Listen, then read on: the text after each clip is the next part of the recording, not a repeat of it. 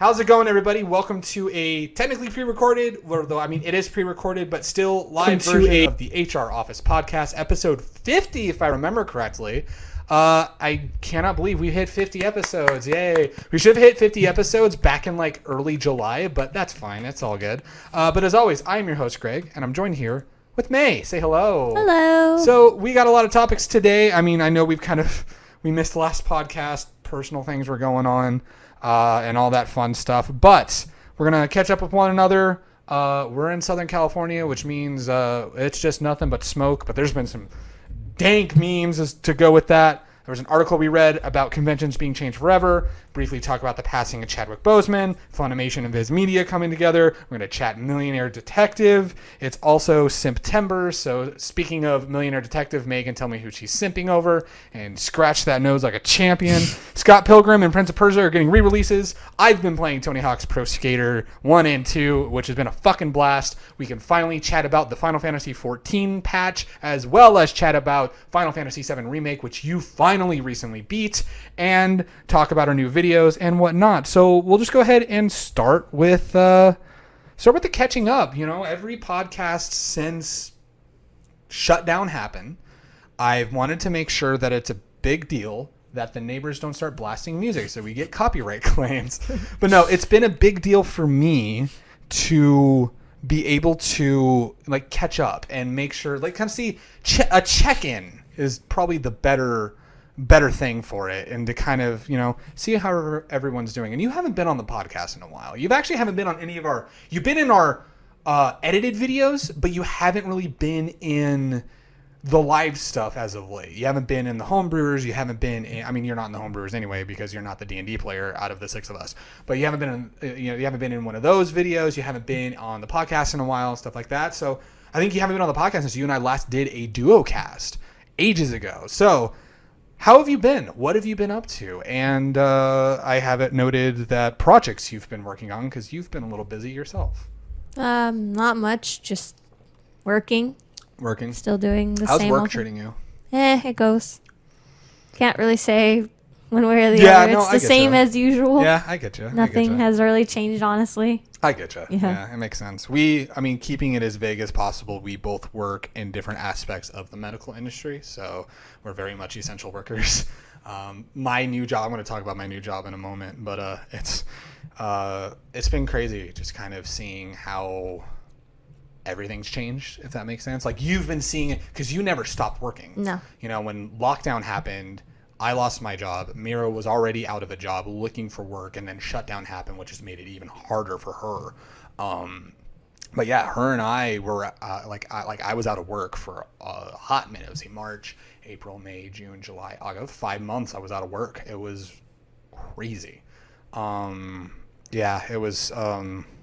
But yeah, you've been in the thick of it since the beginning. So, I mean, your work obviously has changed, but not as much as others, because at least I'm trying to keep this as vague as possible. You don't have to worry about public interaction is the way that I can say it.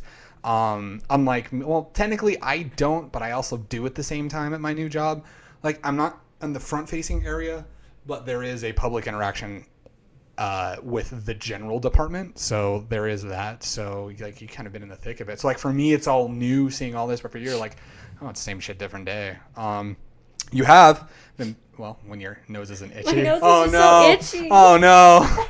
Oh man! I don't know if I have to blow it or what. Oh man! Do you need a tissue? Probably. All right. Well, go get a tissue, and I'll put it on my weird face. No, it's all good, my guy. It happens, dude. I am the king of having my nose get super itchy. There's dust in there? Well, there's smoke. Oh, we're gonna talk about the dank smokage. It's just so itchy. Yeah, the dank smokage. It's just so Yeah. itchy. Yeah, fucking gender reveal parties, am I right? But anyway, so now that May is back, but but you have been busy with a project that you released on Wednesday. You have a new channel. Mm-hmm. Tell us about that, my guys. No, I can't. Why do I always catch you in the worst spots, my guy? Like, That's I always. Hot. Well, if I catch you if it's a hot spot, then at least it's a good spot, right? That's what internet has. The hot spots. Internet does have hot spots. What was your question? You have a new project. You have a new YouTube channel, and yes. your first video came out. Yes. Tell me all about that. Okay. Okay, so welcome back. This took like 20 minutes to get everything all put back together. We were doing this on 2 separate computers, and we were doing different webcams and whatnot. But it looks like that's not going to happen. So we're on one webcam now, but you can both hear us. So say hello again, May. Hello. So I was about to say you started a brand new project, and it's funny because you took a sip right as I was about to ask about it again. So, May, you started a new project. You got a new YouTube channel. So tell us all about that. Okay, so it was pretty much a side project that I've been wanting to do for a while, and then I finally decided to actually do it since we're in lockdown and it's 2020. So why not? Why not? It gets you behind a microphone and gets you doing cool stuff. So, and what we were talking about and the stuff that got lost was I was trying to remember. I think it was like mid to late May was when you were asking the lot of us, "Hey, I need ideas for the name of a YouTube channel. I want to make sure I want to find a good YouTube channel. So what's a good name?" So I remember. Yeah, I remember that. That was a long while ago, honestly. So, but alas, you were here, and you've got the channel. So tell us about your first video. So I played Fire Emblem Heroes, and I tried to summon Dimitri from the Choose Your Legends poll that happened a few months back. Yeah. From the so it was called a Choose Your Legends poll. Yeah, it's called a Choose Your Legends poll, and pretty much what it consists of is it's just a bunch of heroes from the various Fire Emblem games. Oh, okay. And they added obviously a 3 House of Heroes because that's the latest game. Wasn't there technically 4 characters from 3 houses? Yeah, but this is before Okay. Yuri came out. Like this was, I think this was planned way before he ever came out. So he actually wasn't in the voting poll at all. So it was Claude, Dimitri, Edelgard, and then other Fire Emblem heroes. And Dimitri was number 1 in the men's section. Oh, so wow. He won. I'm willing to bet even he still didn't get nearly as many votes as, say, someone garbage like Edelgard. Well, she won in the women's division. She was number 1. They had to split it up because it was like that. Yeah, because what they did was you vote for the men and then you voted for the women. And so okay. that's how it worked out. And Dimitri got number 1 and Claude was number 2. Well, I mean, Claude should always be number 1. Well, but that's just me. That's what you think, yeah. That is, in fact, what I think. But yeah, so you rolled. There was a really great clip in that video. That was the clip you open with where you got pre-times because you were trying to get time skip Dimitri. Yes. And you got pre-time skip Dimitri, which is funny because when I was watching the initial, because I helped you edit the video, and like you did, I want to give you a lot of credit. You did the rough edit, and I think I'd only made like a couple smaller edits at that point. Yeah. But I was watching the video before you had, because I already known from the clip, but I was just like, oh, if this wasn't at the beginning of the video, I would sit there and say, oh man, I bet you, and I thought this before I reviewed you had me review the footage and whatnot. I was in there like, I bet you she got pre-time skip Dimitri and she didn't get him. Because I remember, you recorded that video the same day that we did, what was it called? We did the one shot for Extra Life. So it was like Brad was over here, and then it was you, Chrissy, and Stewie at their apartment, which we all live in the same neck of the woods now, and it makes it way easier for you to be able to like go by and do a video like that. But yeah, it was one of those things where it was just you and Chrissy were trying to roll for him, and I was sitting there and I was thinking, I'm like, I bet you she's not going to get him. Either that or she's going to get a version of him she doesn't want. And well, I mean, I'll take any Dimitri that comes my way. I mean, I'll just say just because You mean? I mean Greg. Yes. Greg, I mean. I don't know where this is going. It's a dumpster fire. So you had that video. I did the initial, I helped you. You did the initial edit. I did the pass through to double check and make sure everything was all good. Excuse me. And it was one of those things where I was super excited for the video to come out. It came out. People seemed to like the video. You got some scrubbooters, and I'm one of them. And do you want to drop what the next video is going to be, or do you want it to be a surprise? No. I don't know if I said it in the video, but I'm planning on doing Helltaker. It's that Steam game that's free. Oh, okay. Isn't that a visual? Is it a visual novel? It's a puzzle game. Oh. And you get waifus from hell. Waifus from hell. That's what that was.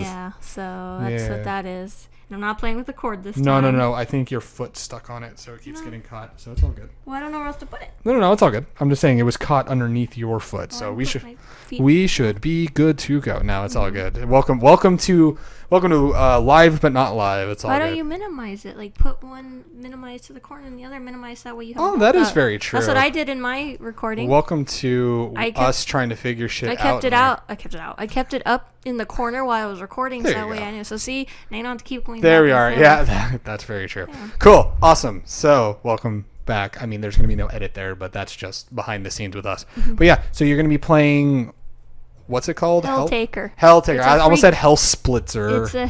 It's a free game on Steam. Free Storm game. I've had a stroke. Holy shit. Free Steam game. Yes. That's going to be a lot of fun. So I don't have to pay for anything, obviously. No, except for your life. I don't know. Is that how that works? I don't know if that's how that works, but alas, we are here and we are queer and we do not have beer, but we have... we don't have any dancing bears either. But hey, yeah, that's going to be cool. And then I got a video I'm working on with you. I'll drop this one. It's a video all about how my life got turned upside down. No, I'm going to Google Play and I'm going to find the world, like the most lowest rated gacha games. How are you going about this? I'm curious. By rating. I'm going to look up gacha. I'm going to look up gacha. I'm literally going to look up gacha right though? Gacha. Yes. Hey, look up it's not gacha. It's not that. It's not gacha game. When you saved my video for me for the Dimitri, you spelled it like that. Yeah, because I was drinking, but that was still even when you're sober, you spell it right. I know it's gacha. But I know it's not gacha. I used to spell it like that too. Gacha. Yeah, no. And then I learned the error of my ways. No, I'm going to search gacha in Google Play, in the Google Play Store, and find the worst rated one.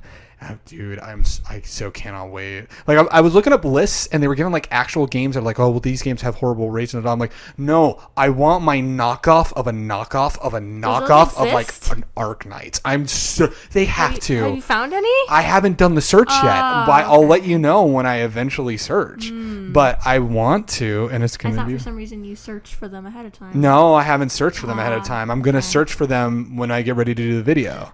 And it'll be fun, and it'll be great. But that is the idea I have for the video. I said gotcha just now. Right, yeah. I say I've been busy with other projects, so it's like I haven't been able to start working on that. And when I found out you guys are doing a Let's Play series, I'm like, okay, that gives me some time to go through. I'm not going to do the full thing. I'm just going to do like what Funhouse does. Yeah, those videos are good parts. Those videos are actually good. It's, the way that they kind of truncate it and make it really fun. Yeah, I figured that's more interesting. Well, not more interesting. It gets the interesting bits, so there's not kind of like downtime. Because you know how when there's so much Let's Plays out there nowadays that it's just saturated with You're going less with like a Markiplier and a PewDiePie and more with like a Funhouse, like edited. I feel like I find that more fun and it keeps me engaged. Yeah. Oh, absolutely. Yeah. My attention span only goes so much. Because what it does is because there's always been this gray area, and I remember when we first started YouTube back when it was Two Snazzy Gamers, there was that whole thing of like Let's Plays were they were playing the whole game, and like the game companies were like, well, what the fuck? You guys are just playing your game and making dumb jokes over it, so we want the money. So like. They eventually most companies eventually kind of worked itself out, but like that's when I started seeing like the edited, because like there would always be like your PewDiePies and your Markipliers and your Jacksepticeye guys would always make their money. They would always have like they would like do a whole Let's Play, for example. I'll use Markiplier for example because he did this with his Five Nights at Freddy's Let's Plays. So he would have the whole first game, he would play through it front to back. Then after his last episode, he had like a highlights of everything, and like this is back in 2014, and then it kind of became more of a I don't want to call it a standard, but like more people started doing that, and then from the word go, let's see, Funhouse was already doing that with Inside Gaming, so they were already doing that, but then when we started watching Funhouse and it was all edited, so you got like all the funny bits and the good bits and it kind of cut everything out, it made it less about I'm gonna watch this full game front to back and way more hey, I'm watching this for the people behind it, if that makes sense. Yeah. So like that's why we started doing our Let's Play videos more like that and less like, I think the last full Let's Play we did was Shall We Date? I think so. That was game. Either Shall We Date or no, it was what was the sequel to Underworld Capital Incident? Oh, Filament. I think Filament was the last full Let's Play we did, because then we were already transitioning into just doing the edited videos because we found that they were more fun and we got to do way more editing on it. It's not. I don't know about you, but just when I do a Let's Play, like after a while, my attention span kind of wavers. Because I'm so focused on trying to entertain and not focused on the game, and of course my attention span goes whoop. Well, that's the cool thing about like with these edited videos that we've done now, is that like if there's a part of the game that we're not saying anything, we don't have to stress like fuck, we got to keep it interesting. We can sit there and just wait for the next ridiculous moment to happen, and then it's really interesting to kind of have that happen. Like for example, your video, there was only a couple edits, but it's because you guys were like vamping and like you were also fully engaged because you were rolling, so you were like there was always something happening. And sometimes there's games like when we did the Tony Hawk video, like there were periods of time in that where there was not much going on, so like there was stuff that was cut out. I was just there for the ride because I've never played Tony Hawk. Tony Hawk was so fun, man. I skateboard and he makes money. Bust a kickflip, man. And a 900. And a 900, fuck yeah. But yeah, I'm really excited to see you do that kind of like Let's Play style video. Are you just kind of releasing videos as they come out for the time being? Yeah, until I kind of get my groove. Till Stella gets her groove. Yes, because if I try to do a set deadline, it's going to stress you out. It's going to stress me out. I'm not going to get. I'm going to get overwhelmed. That's something I'm realizing a lot of just YouTubers in general, because there were people like JonTron, for example, who he was gone for 11 months. And the whole thing about YouTube is like, well, if you're not consistently uploading, you're going to get forgotten about. I remember that was your mentality. JonTron comes back after 11 months with Flex Tape 2, and he gets millions and millions and millions of views, and it's like nothing ever happened. And he's just uploading whenever he has videos. There's like commentary channels that I follow that they don't have a set schedule. They say, I'm going to upload once a month, but they don't usually say. Sometimes they do, sometimes they don't. Yeah. Sometimes some channels will say, we're uploading the first Friday of every month. We're uploading a video. But a lot of these channels now, like I know you watch, what's the commentator that you watch that did like the Papa John's video and whatnot? Oh, Jarvis Johnson. Jarvis Johnson, yeah. His buddy D'Angelo Wallace, he went on a massive hiatus, and when he came back, because he did a 3-part series about the Jeffree Star, Tati Westbrook, Shane Dawson bullshit, which. Long story short, they're all shitty people, but Shane Dawson and Jeffree Star are easily the worst fucking people to ever be alive. Are they makeup people? Well, Shane Dawson joined the community because he was friends with Jeffree Star, and then Jeffree Star, like a big brand. Jeffree Star is a massive, like, in the beauty community. Okay, I think. But he's also a racist, sexist, homophobic piece of shit, which is ironic because he is gay. But yeah, it's. It reminds me of William Dafoe's character in that movie. Oh, in Boondock Saints. Yeah. He's gay, but he's also homophobic. Yeah. Get off me. Yeah. Yeah, it's man. His character was something else, man. But no,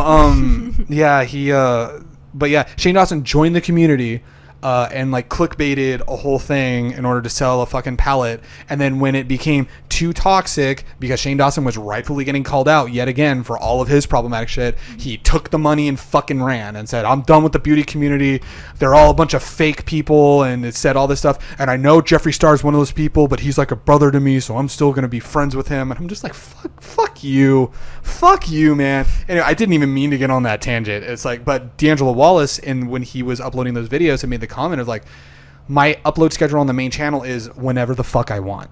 And I realized that stressing out to get a video out doesn't matter because you guys are going to watch the video. And I think because the problems with like the YouTube algorithm and stuff like that is already so prominent, people who care about channels are actively like, I'm checking my subscription feed on the daily, being like, has anyone uploaded a new video? Yeah, that's what I do with like Sea-Dog and Akidearest. Yeah, I will check like, you have the channels, and then you have other channels where you like, you don't check them every day, but you'll see like, oh, they got a new video, I'm gonna go check it out. I'm subscribed to Mr. Who's the Boss, and I don't even know what his schedule is, but like every once in a while, like I think it's every 2 weeks he'll upload something, and I go, nice. Oh, okay. Yeah, upload a video. And for me, that's like, there's a channel I watch called Barely Sociable, and his upload schedule is just, it depends on how big the project he's working on is. There's also a commentary channel, The Right Opinion, that I really like. He was gone for like 2.5 months and then came out with a 4.5 hour video about Nikocado Avocado, which that's another rabbit hole to go down. There's so many rabbit holes I've been down recently. I've been down the Yandere Dev rabbit hole. I've been down the Nikocado Avocado rabbit hole.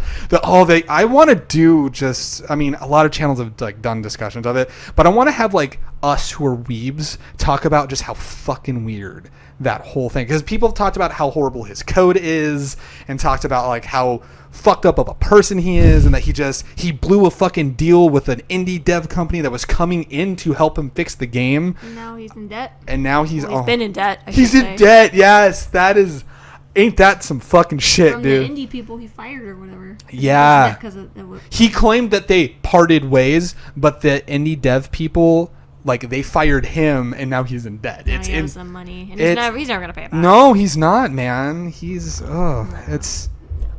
It's a Hitman game and a Persona game all in one. Is that what he said? That's literally what he has said about Yandere Simulator. Well, I think I'd have more fun playing those respective games. Honestly, I'd have more fun playing Persona and then going and play Hitman. Yes. But yeah. When are you gonna play Persona 5 Royal? I had a conversation with Suya about this recently, and he actually has decided was it him or someone else? Either him or someone else I was talking to decided, I'm just not going to play it. I think Suya said that. I think it was Suya, yeah. He mentioned that to me He had mentioned he's just like, I'm burnt out. I don't want to play it. And to be fair, I'm kind of burnt out a little bit. I don't blame you, because remember how I had all those Persona stuff on my decals on my car? Yeah, I took it off. I mean, don't get me wrong. The game is great. Yeah, the game is great. I love Persona. Like, I'm eventually I may end up getting it because I'm gonna be getting Ghost of Tsushima during Black Friday, because I still am kind of iffy on it, just because like I saw the trailers and I like had no interest in it, but then like the game came out and a lot of people loved it, and there's a lot of great voice actors that are a part of it, and it's like a lot of people talk about how good it is. So I still want to play Sekiro. I know that game never goes down. I'm willing to pay the full price. That's true, yeah. But anyway, I was sidetracked. I was just saying. Oh yeah, it's like all the rabbit holes I've been down. Like when the whole Shane Dawson thing happened, revisiting how problematic he was. It's just, I don't know. It's been interesting going down these rabbit holes, just kind of on my own.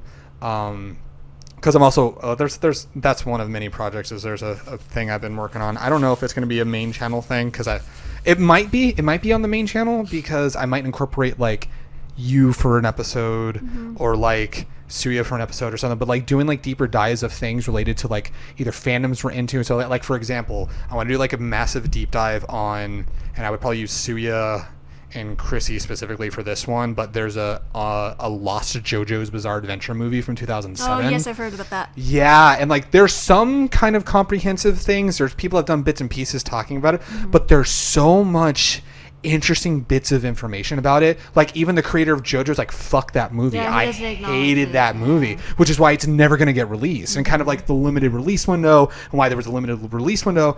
So it's like it kind of was spurred from like there was a period of time during quarantine that I was balls deep in like Unseen 64 and Lost Media Wiki again, which I'll go down those rabbit holes and whatnot. And there's things like with music, like there's a Lost Panic at the Disco album.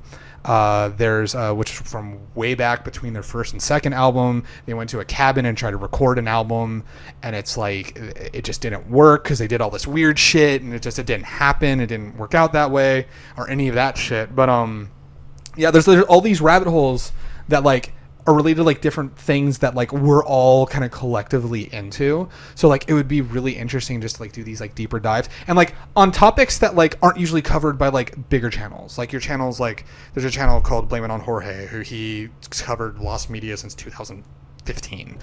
And he's actually like his deep dives recently into like the finding of stuff has actually kind of helped other pieces. His discussion of Lost Media has kind of brought like a renaissance of people digging into Lost Media. But like there were things because like they're separate fandoms. Like there's a lot of anime stuff that's lost. There's a lot of like really weird like gaming stuff that's like niche content that's lost and like stuff like that. You know what I mean? And so it's like I've been having like dwelling on this idea, and like the thing I'm hung up on with that project is like, what's the good first one to do? And like what's the one that's going to have like not the most, but like a good amount of information, and the video is going to be interesting, and it's on a topic that doesn't have like a full comprehensive thing, if that makes sense. But that's something that I've been working on. I've got another thing that as of last night is official. I can't talk about names yet, but next podcast I'll be able to. So people who don't know, Sparable Productions, who is, I met them because they run Critter Gifting, which is a group for a bunch of fans of Critical Role, for gift giving and gift exchanges and whatnot. Quite a few months ago, they mentioned, hey, we do streaming and stuff. Would any content creator be interested in joining like a group to kind of like share and support everyone? And joined the group, kind of was sharing like when I was streaming when quarantine was happening, when videos can't come out, I'll share in there and whatnot. They did a level 20 Dungeons and Dragons Battle Royale, and we played in that Battle Royale. And we all had a fucking blast. And 4 out of the 6 of us, after that Battle Royale, kind of went, wow, we gelled pretty well together. Do we want to like play D&D together sometime? And then like we kind of had initial conversations, and then one of the players, her sister DMs. So it's like, well, we already have a DM. It's my sister. She's great. Which, spoiler alert, she really is great. And then one of the people that helped out with the Battle Royale was like, do you guys mind if I join as well? I'm like, not at all. And then he brought in his friend last minute, which their character is incredible. But we've done 2 sessions, and we were kind of toying with the idea of, are we going to stream it? Are we not going to stream it? But we've decided we're going to stream it, and it's going to be a brand new thing. There's going to be a video on the channel here, because it's going to be its own thing. It's going to have its own YouTube channel, its own social media, its own Twitch channel. But we're going to be having the test run in 2 weeks to test run how everything works mechanically. And that way we have a starting point for episode 1. And it's turned out really well. And it's been like this. I did the Battle Royale, I think it was in... Oh, God, was that late July? I want to say it was late July I did that. And then in August is when we started chatting about, hey, why don't we do this? And then we did session 1 and it went really well. And then session 2 was incredibly well. And we all feel comfortable streaming it. And I've got my art from a boy. And the only thing that sucks is that even though I've got this amazing character, I now need to figure out a new backup character for Homebrewers, because he was my backup for Homebrewers, which I got plenty of ideas for characters and whatnot. But yeah, that Battle Royale brought all of us together, and it has been so incredible. You've seen how busy I've been with this project, and you've seen just kind of how I've been like, oh fuck, I gotta send this on Discord, and I gotta work on this, and I gotta do that, I gotta get art, I gotta do this. That's why I waited till you were drunk to help me edit. True. I remember getting frustrated at you before that, because I was just like... But you were busy, that's why. I know. How I am with approaching when it comes to learning stuff. You can't do other stuff, because in my mind, I go, oh, they're busy, they can't make time. But always know I will drop everything for you. But I understand that anxiety, but at the same time, always know I'm going to drop everything to help you out. But that's why I waited till you. I get you. I get you. To help me edit. I just asked, can you help me edit? You're like, okay. Drunk but not shit-faced was like, what I was. You're drunk, okay. My drunk, okay. But yeah, this D&D project, I think we've solidified a name for it. I'm not going to be able to name drop it per se, because we want to finalize that it's the name we want to go with and then whatnot. But there will be an announcement on here. It's a new channel, a new YouTube channel, a new Twitch channel, all new socials. One of the people is a part of it. They're working on a website, and it's going to look fucking top, my guy, and it's gonna be cool. What does that mean, fucking top? It's just a one, like a... I sound so old when I ask. It's okay. I only know it because Gavin Free from Achievement Hunter says everything is top, and it's just how British people say cool. Oh, it's like cool. It's like the British version of saying, yo, that's sick, dude. It's kind of like how I had to look up what poggers meant. Yeah. I was like, what? It means like that's pretty awesome or pretty something. Awesome, yeah. In that way. Yeah. That's how you can tell I'm old. Yeah, that's how you can tell. That's how you can tell you're either old or uncultured. Yep. Because of that. I had to look up the meme. Yeah, I look up the meme. Yeah, you're right. But yeah. So I've been really busy with that. I was also a part of the Battle Royale ladder matches, which I got obliterated, but it was fun because I got to send a little love to the Tamira's friends because I got to use that character for it, and even though I lost, it was great that I got to throw him in. But that was a last minute thing. I originally didn't sign up for it because I knew I was going to be helping you with your YouTube channel. I had the stuff with this Discord group for D&D, which now is going to be a series, which is going to be fucking awesome, and I'm so happy for it. We actually, because they were like, are we going to do it on someone's channel? Are we going to do it on our own channel? And I said, well, here's my thing. Yes, I want to stream. I think this needs to be on our own channel because this is a collaborative effort. I would feel guilty if it was on my channel. I'm certain other people who have other channels would feel guilty about it. Not that like you guys wouldn't have a problem with it, but it would feel wrong to put it on an already established channel. I think having it as a new channel, and we have all these means, like these people that have their own audiences that can come together. Like we've got D&D people on our end. Jax from Sparabell obviously has D&D stuff. We're Critical Role fans, so of course we got all this. Of course there's D&D fans, but and then like there's one of our players, Justin, he's got people. It's like there's ways we can pull in like an initial audience on our own. So we're doing it as our own thing, and it's so fun and so cool. And I cannot wait to actually share the full details, the scheduling information and whatnot. And it's going to be really fun. And it's why if I've seen busy these last few weeks, that's why. But it's worth it though. To be busy with projects, at least for me, it's a nice escape from, like I said, I've started working and it's related to the medical field and things have changed and you kind of need that escapism, if that makes sense. I'm certain like you working on your video at the start of your channel was a nice little escapism from your day-to-day work and stuff like that. And I've been thinking about other videos too. Yeah, I get the thing of like I'm at work and I like have an idea. I'm like, oh shit. Yeah, that would I'm be playing another gacha game right now and I want to do a video on that. Oh. Yes. Do you want to say what it is? Or you want to tell me? Oh, it's just related to that new game, Twisted Wonderland. Oh, okay, yeah, okay.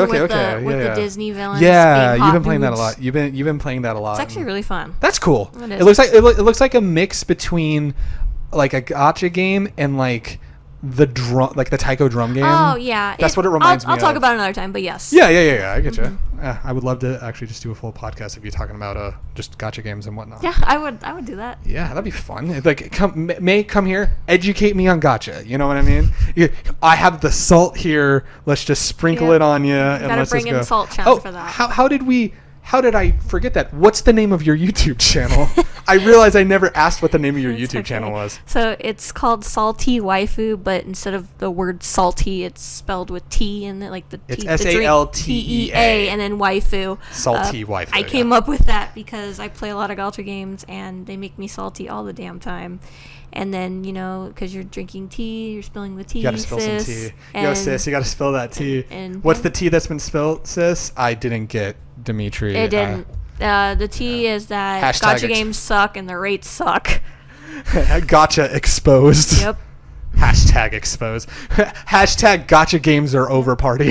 I eventually want to make a mascot with Salt-chan. Oh, Salt-chan, yeah. She's going to be my companion through this adventure. I love that so much. You got the companion and all that fun stuff. That's cool. I've been so happy with the project you've been working on. I've been kind of like, it's not as involved for me. It's more on like the behind the scenes stuff I've been doing with you.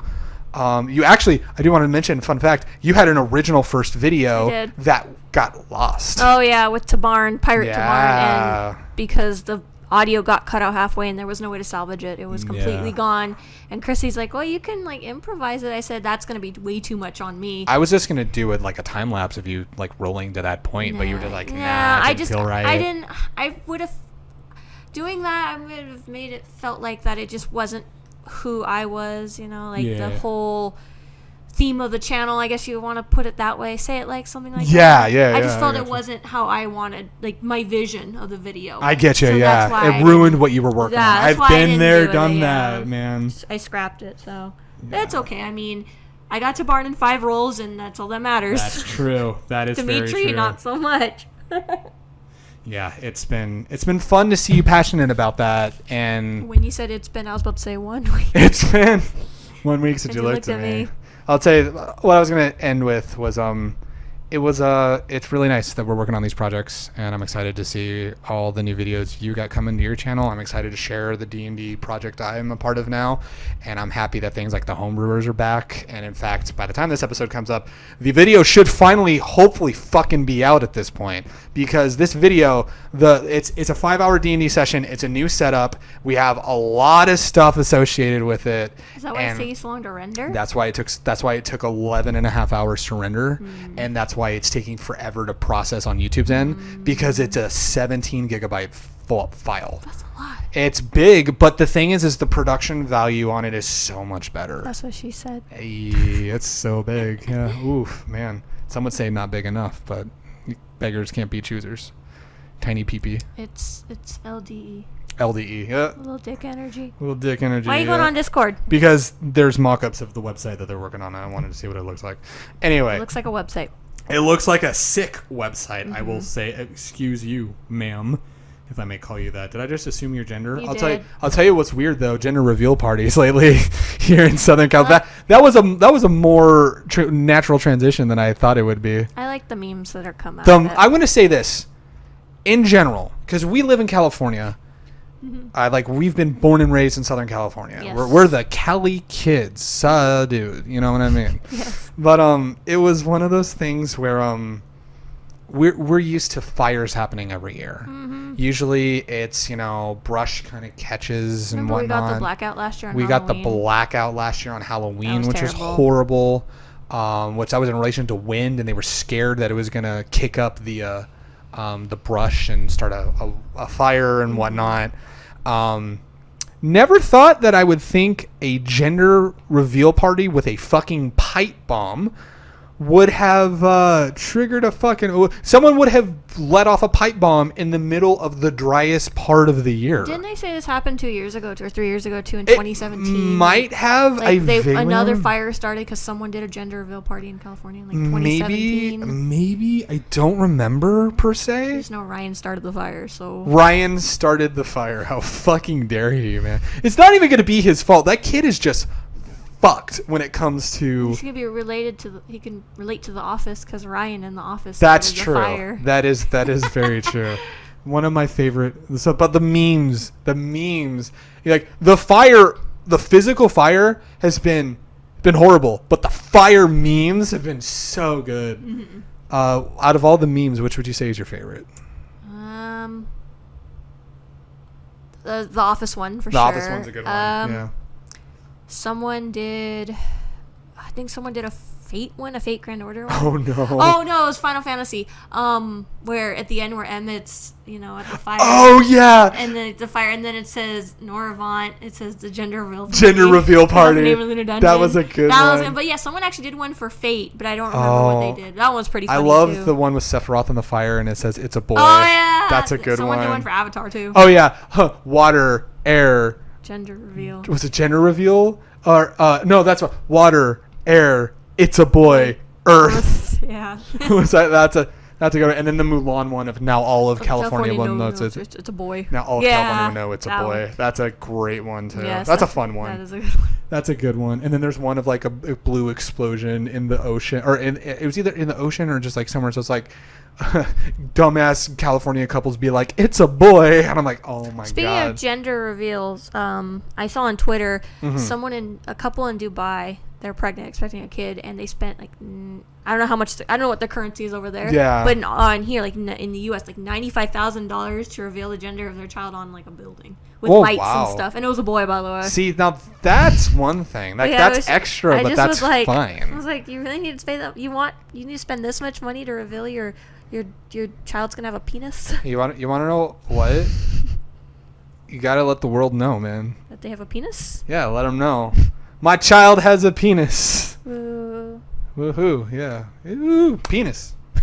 I don't know why I clapped for that.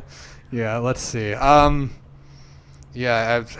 I have no sympathy for those parents. Like they're gonna get hit with so many fines. I was gonna say, I was reading an article that they're thinking of charging them with that. Rightfully so. Rightfully so. Because they deserve it. They should know better than that. Like around August, September, that's like the worst time to like have fires because that's like Yeah. that's around the season where fires are predominant because it's so dry. You don't and do hot. this.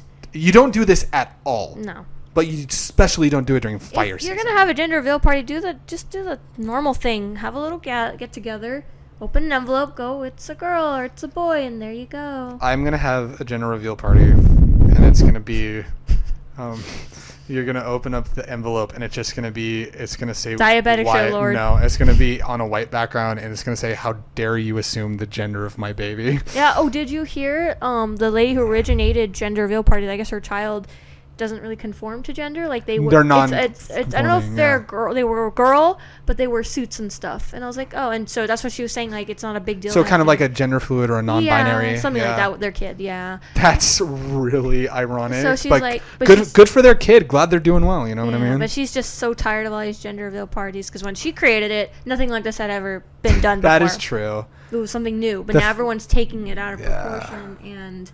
The fact that the creator of gender reveal parties is sick of gender reveal parties should be the fucking sign. That should be the sign, dude. Like that, we need to stop, man. We need to fucking stop. It's time to stop. Just like Filthy Frank says. Yeah, absolutely, man. I still want to go to see him in concert, Joji. Oh, we gotta go see. Yeah, there's a lot of like whenever the world tries to become normal again, which won't be for years. That'll be a good transition to the next topic. Mm-hmm. But no, it's one of those things where yeah, it's gonna be weird, like not being like there's gonna be a new normal. But I do want to see Joji. I want to see Porter Robinson. My friend saw him last year, Joji. Really? No shit. He was really good. Dude. He's good music. I am so happy he's getting all of, like the success he deserves. Mm-hmm. I also laughed when they tried to cancel him. It's like he was Filthy Frank. He was offensive. It's like he was an edgelord and he fucking hates when you mention Filthy Frank. That's why he moved on. He hated doing Filthy. He has a song that people assume. Of course, I'm gonna say this right now. I don't know if it was ever confirmed. Yeah. But he has a song on his debut EP called Bitter Fuck, and a lot of people assumed that it was him talking about that persona of Filthy Frank because it's like they call me a bitter fuck because of you. It's like, he was so jaded after that. I'm like, it's makes sense if that was the case. If anyone, and every time he does interviews, I was like, oh, so you were Filthy Frank? He's like, we don't talk about that. Yeah. He's like, no, I'm here. I'm Joji. I'm a musician. Let's talk about music. We don't do that here. No, absolutely. If we ever became popular and Joji was on the podcast, I'd be chatting with him about what dank fire beats you got going right now. Like if he was a weeb and he liked anime. Yeah, right. Find out what disgusting taste in anime he's got. I'm sure he does. We all do. Porter Robinson's a weeb. Oh my god, Porter Robinson's a fucking weeb-ass weeb. Massive weeb. Yeah, I listened to his because there was a virtual set that he did. About that. He had he mashed up Miku with one of his songs. I'm waiting for him to use Miku one day as a program to make a song. I would love an original to see him do it. I mean, Anamanaguchi did it, and he's good friends with Anamanaguchi, which they remixed his new song. And they were in the Scott Pilgrim. They were, yeah. That's a good trend. Coming back. Scott Pilgrim is coming back. I am so happy that game's coming back because I want to say, I know I've played it. I don't remember if I had owned it or I played it at a friend's house, but I played it, and it's such a fun little beat 'em up game, and the music was incredible. It was my introduction to Anamanaguchi. Was that soundtrack, and Anamanaguchi tweeting out we're so excited. The record dispute is done. The soundtrack could finally be used again. That's the reason why no one could get it, right? Because it was. That was one of the reasons, but also there's something about Ubisoft specifically in the games that they license that just disappear, and some assume that it's because Ubisoft doesn't like to renew their licenses. For whatever fucking reason. They did that for Prince of Persia. That is true. I mean, there wasn't any licensing issues with Prince of Persia. No, they just remastering it. People are memeing all over it because they're like, oh, the graphics don't look good. They look like PS3 graphics. But I'm just sitting here happy that Yuri Lowenthal's back. I heard him. He sounds fantastic. I know. I'm so happy. And you got to think because I've played the OG Sands of Time, and even though Yuri Lowenthal's a great voice actor, that's still a product of its time. You can hear the 2004, 3 in it. Oh yeah. Yeah, but it's to get it now with updated everything. It's gonna be good. I'm to come for a full circle. Yep. Sound it out. Gender reveal parties. Just have simple ones. Don't go cray. Just play some music and some video games and say it's a boy, and then cut it. Make a cake and have the frosting be blue or pink. That'd just a cute idea. Yeah, that's a simple idea. I'm a simple person, though. So. And also, you want to know what that means? You get cake. Like, there you go. The people who lit off a pipe bomb, who knows if they had cake? Who knows? No, you want to. After they started that fire, I'm sure. Yeah, after they started that fire, they're going to have to pay for that. Man, no cake for them. Hey, does the cake count as payment? No, it does not. No cake for you. So speaking of people, okay. I don't know. There's no transition for this one. You know what? No, there is a transition. We are people. Speaking of video games, and we're gonna get into anime and stuff like that in a moment. Actually, I'm gonna swap these real quick because it will tie together. In big anime news, it was revealed this week. Funimation and Viz Media have partnered together. They got married. They got married. They had a great wedding. They're having a baby. That baby is called anime. Naruto. Oh. No, I'm kidding. But so Funimation and Viz have partnered together, and they're going to be rolling out Viz Media titles onto Funimation. What do you think about that? If you had asked me this 10, 15 years ago, I would have never believed it. They were like rivals, you know. I remember it was Funimation and Viz Media, and they just people liked usually one or the other because one had a better anime. Viz had more of the Shonen Jump shows.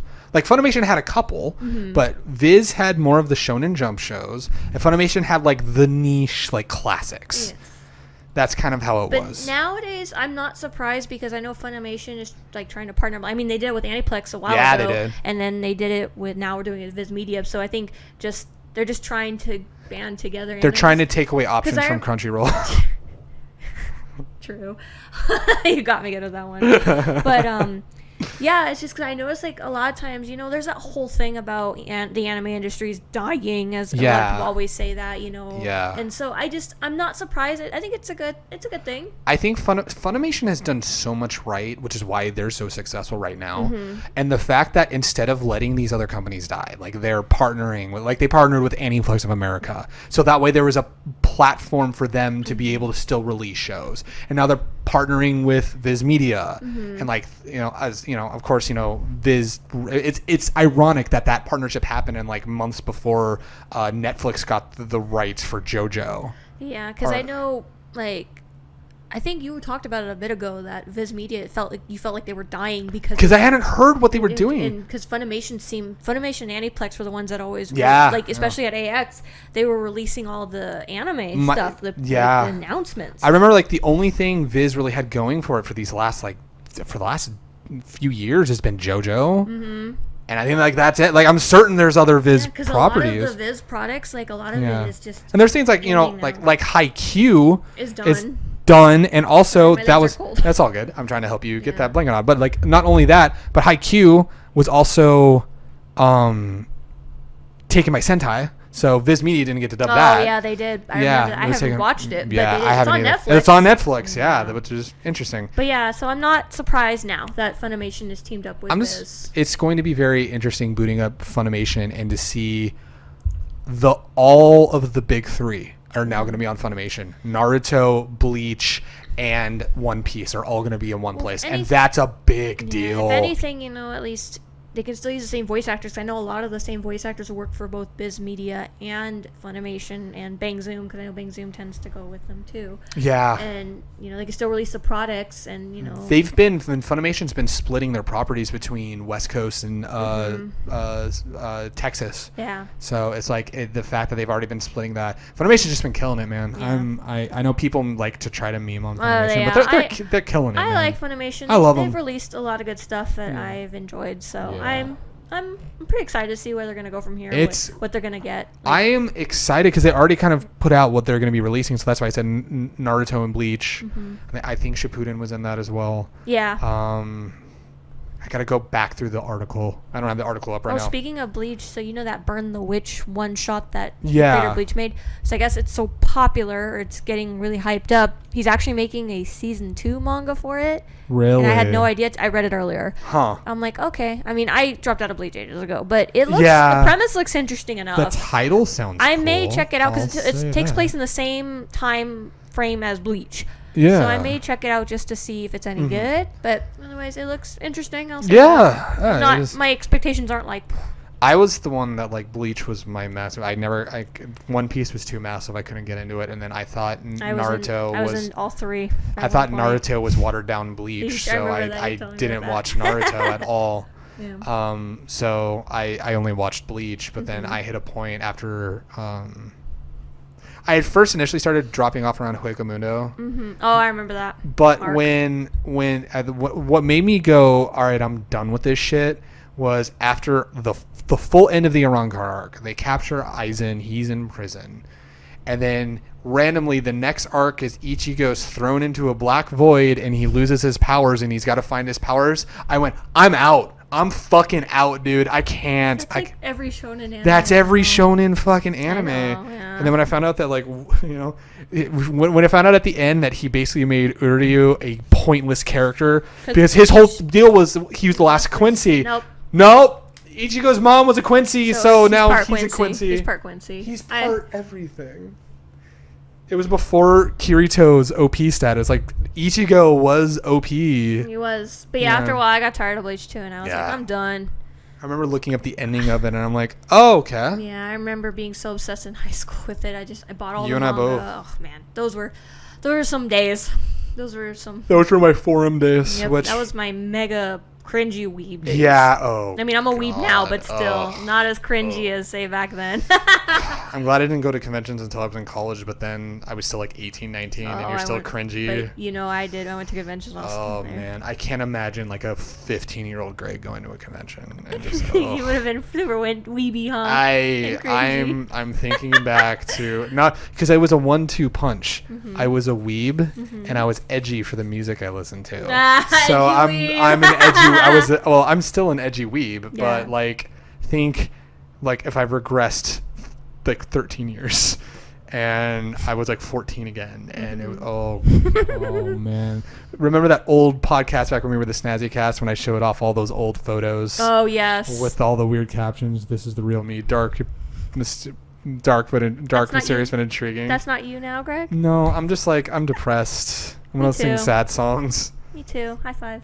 Yeah. I'm gonna take the mantra, "Bring me the horizon." If I sing along a little, are good. Yeah. If I sing along, their musics are good. If I sing along a little fucking louder to a happy song, maybe I'll be all right. Maybe. Maybe. Yeah. I can quote that in most of their albums. But yeah, I am not surprised because I remember I was making the comments like, "What the fuck happened to Viz Media?" But I'm glad that instead of like letting him die, they're like, Come over here. It's nice here. We can preserve your licenses and you can still do shows. We're salvaging your ship. Yeah, we're salvaging your ship. We used to be rivals, man, but here we are. It's like in the anime when like the bitter rival becomes the ally and like the final few arcs and he has the redemption arc and it's like they pick him back up and he's like... And he turns good. Or he's that anti-hero. And then at the end of the show, there's a time skip, and he's the one that's the hottest out of all of them. Yeah, but and he's still like brooding and he's shit. Definitely brooding, but not as brooding. That's like there's a slight smile. I'm with you there. Yep. Fuck yeah, man. Speaking of your type, I'm so glad this week I could transition into this. I wasn't even planning that. I was just like, so speaking of your type, so it's September. It's September. So it was no Simp September. I don't believe in that. But everyone said this year's been such shit. It's just September. So we be simping all over the place. So May. Yes. Who are you simping over? I have a picture I will show you. Oh God, you're bringing out the photo. Oh boy.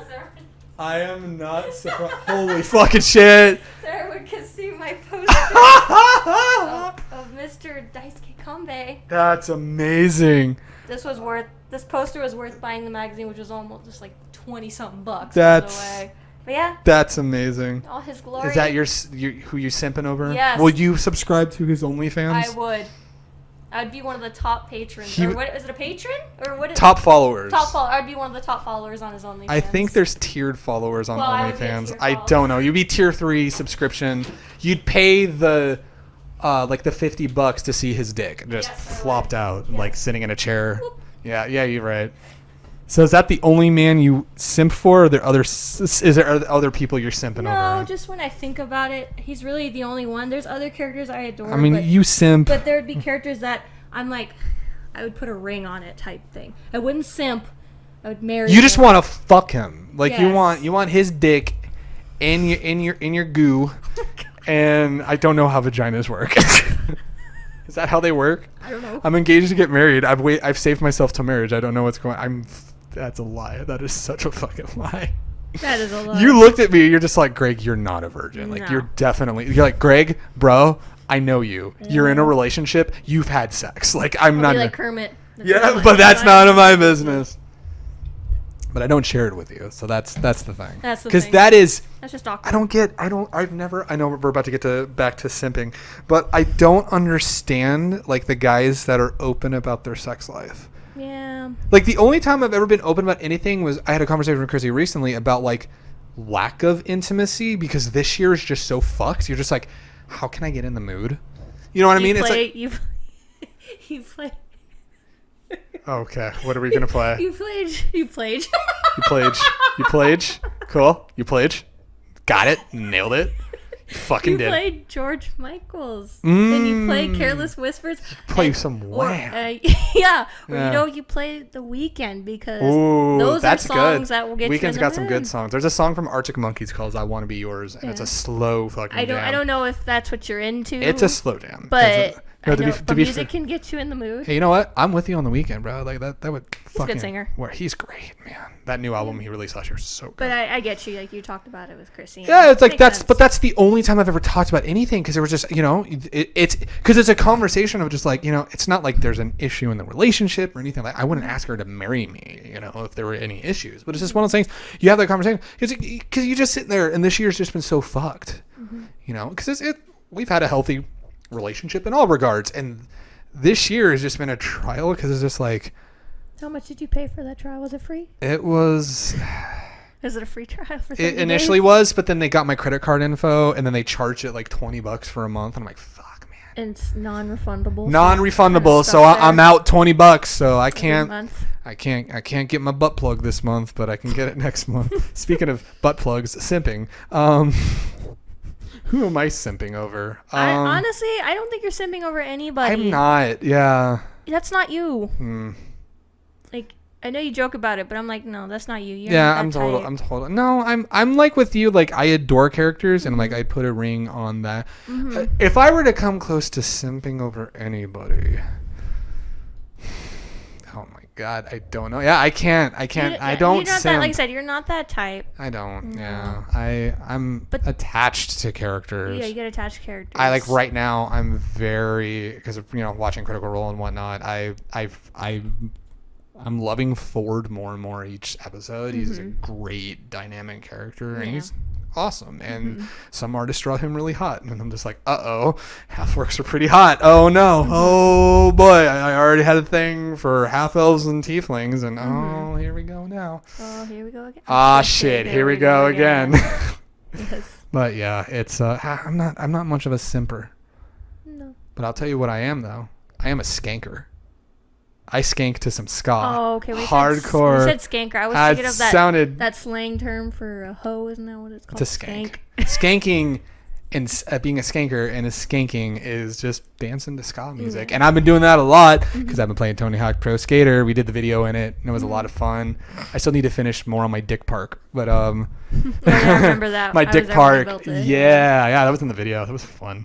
But the Dick Park. No, I've been playing Tony Hawk Pro Skater 1 and 2. This game I've been playing recently. I need to get back to Horizon Zero Dawn because I'm at the end. I got like a few more quests left, but I got to get back to it. But also work has just been like, I got to watch Aggressive Season 3. We started it, so Mira and I will probably finish that once we're done here. But the episodes. I didn't realize how short the episodes were. The last episode's a full like anime episode. Yeah, it's like a 24-minute episode, but these ones are short. Yeah, they're like 15 minutes. I didn't remember that they were all only 15 minutes, but what I've watched has been really good. So the virtual boyfriend, I was like, literally that first episode, like Mira and I looked at each other. I'm like, that's you, that's May. Like, I love you, hot VR unicorn boyfriend. Netflix is really trying to turn people into furries. Like Netflix is trying so hard. It's not working, but no, not in the least. I don't look at an anthropomorphic animal and go, I want to fuck you. I really don't.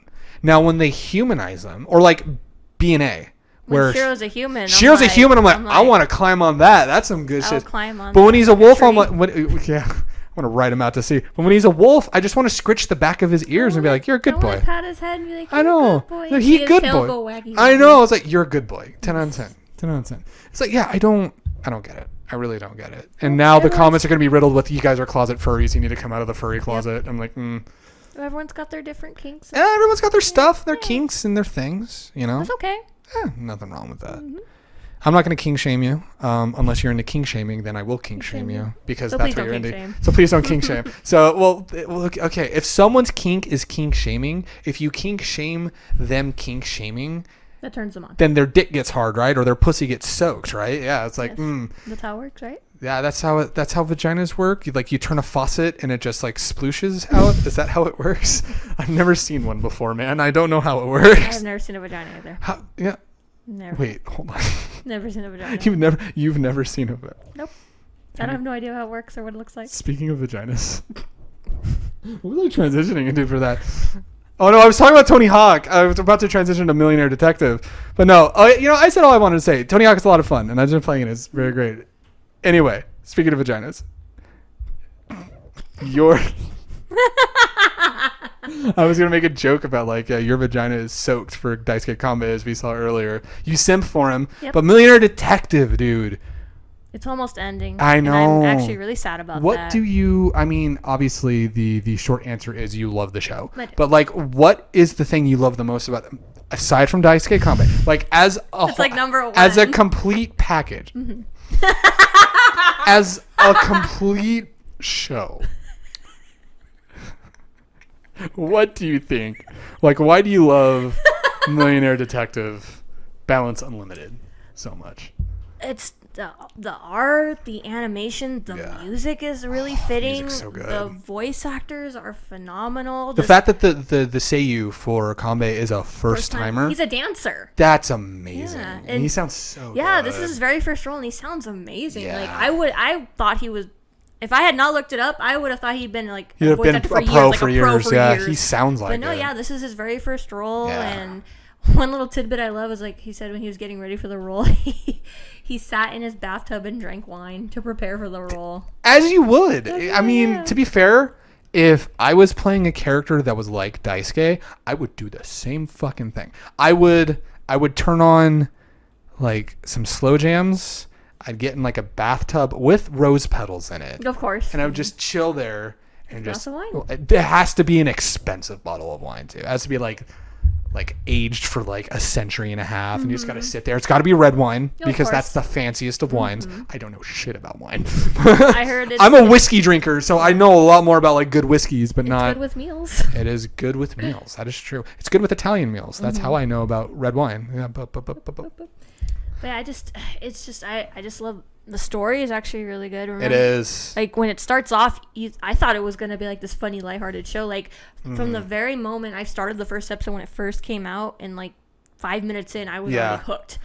And I didn't expect it to go the way it is going right now. Yeah. And honestly, so whenever I look up anime, whatever gets me wanting to watch is I usually look up the summary, and if the character design and the art looks nice, I will watch it. You'll give it a chance. Because I'm a visual person. I like to look at stuff. So if it appeals to me visually, then I'll like it. So I saw that, and of course I saw Daisuke, and I was like, who's this black hair dude? He's really hot, right? And then I read May doesn't have a type at all. No type at all. No. And I read the summary for it and it actually sounded pretty interesting. I'm like, oh, okay, this sounds I think really I remember you vaguely talking about it back in, because it was originally supposed to air in the spring and then COVID happened. Well, it did. It aired... Well, no, what I'm saying is that it was originally supposed to have its full run in the spring. Yes. So you were looking at stuff in the late winter month. Yeah, and I was looking up anime to watch because I was curious because everywhere people were talking about it, I'm like, what is this Millionaire Detective? And I looked at the art and I'm like, oh, it's black hair dude's hot. And then I read, like I said, I read the summary and it actually looked interesting. And then as soon as the first episode dropped, I watched it on my lunch break. And like I said, 5 minutes in, I was hooked. I think the first two episodes had aired. You were hooked, and then they postponed it because of COVID. Yes. And then there was a weekend a couple weeks later because you had told me about it. I'm like, oh, that sounds interesting. And we had one day, it was a drinking weekend, and I remember that because I was having my what were they? My dark and stormies. I made myself some dark and stormies, had it in the big old cup, and I was like, all right, let's watch this Millionaire Detective Ballance Unlimited. And it was awesome, and I loved it. And so now it's a tradition. You, me, Chrissy, and Brad's kind of there, but Yeah. like you, me, and Chrissy have been, or you, Chrissy, and I should say is the proper grammar and vernacular. But yeah, you guys, like, we watch it every week. Either every Thursday night or every Friday night, depending on, it's always, because Chrissy and I used to watch it during our lunch breaks. But because, she has stuff to do, we can't now. So now I refuse to watch the episode until she's there, because that's like our thing right now, is we watch the episodes together. It's been good, and because I love the show, you know, the three of us watch it, and it's really good. I love the direction the story's gone. Like, I liked it kind of being this like lighthearted, like serialized, everything's wrapped up at the end of each episode. So like, what are the hijinks are getting into this episode? I think around like episode 5 or 6 is when they started turning it more into like this the story's being told over multiple episodes. And it makes sense because they do have callbacks to other like episodes prior. So they were already like planting the seeds for that. But it was really, like I said, the music is great. The opening is fucking fire, dude. It's that one thing we never skip the opening. I usually, after a few episodes, I'll skip the opening, but that opening is so it's so good. It's good. like when I watched BNA. I never BNA's ending, I never skipped opening the opening. I never skipped the ending. BNA's opening was great. B-Star's opening was great. I never skipped the opening. You could not skip that. I remember because Suya was staying with us that week when we watched B-Stars, and Netflix would auto skip it. He's like, "No, we got to go back." It was like the whole meme. We don't do that here. We don't do that here. And all of us were by the time we got to like episode 4 or 5, like all of us were humming the song and whatnot. It's really good. There's been some bops for that. But yeah, Millionaire Detectives opening is so fucking good. Yeah. And then once it ends, I don't know what I'm gonna watch. I mean, there's other stuff I can watch. You gotta continue Great Pretender. Yeah. Oh, I do. That one's like halfway done because it's still being worked on. Yeah. But yeah, like I don't know what I'm gonna do once Millionaire ends, because it was a show that I got like attached to. And I'll fill that void, and of course I'll find something new to There'll watch. be something new. But it's just, when you like something so much and it ends, just like when when you fill that void. Yeah, that's how I'm gonna feel when it ends. That was me. Like when Gangsta ended, that was me with that. That was me when 91 Days ended. Because I get really picky with my shows. I think what appealed to me the most was the aesthetic of it. Yes. Because it's not another isekai. It's not another shonen show. Yeah. It's modern times. It's like a crime buddy cop kind of thing. It's got like rich guys and whatnot, and it just like it really felt like it feels like a mix of like a buddy cop and James Bond. Like that's what it felt like, and I saw that, and like I said, anymore I get super picky with my anime because like I'm sick of isekais. I'm gonna watch ReZero eventually because the first episode I saw, I'm like, oh, there's a clever hook here. I'm outing myself as dub trash, but I'm waiting for season 2 for the to dub. finish being dubbed, because season 2's out right now dubbed. Right. It's like every week. So I'm waiting for it to completely finish. I'm going to go actually watch it. But yeah, like I'm going to watch ReZero because the hook for ReZero is like, oh, the checkpoint thing is really cool and interesting. And that is such a cool little smart thing because they're treating it like a video game, and that's cool. Yeah.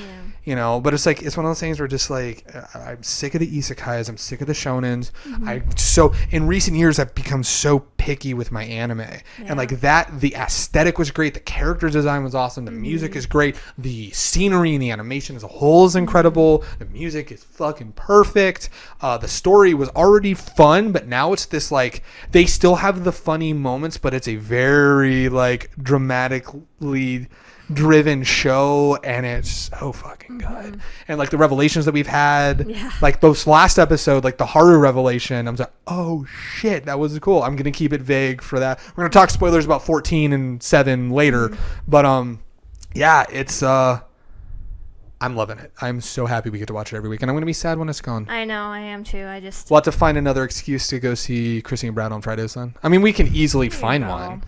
We just go over there and say, hey, sup, guys. I mean, at least we can always, when it's finished, we can always rewatch it. And, of course, when Funimation eventually brings it on DVD or Aniplex, whoever, I'm going to buy it. Yeah.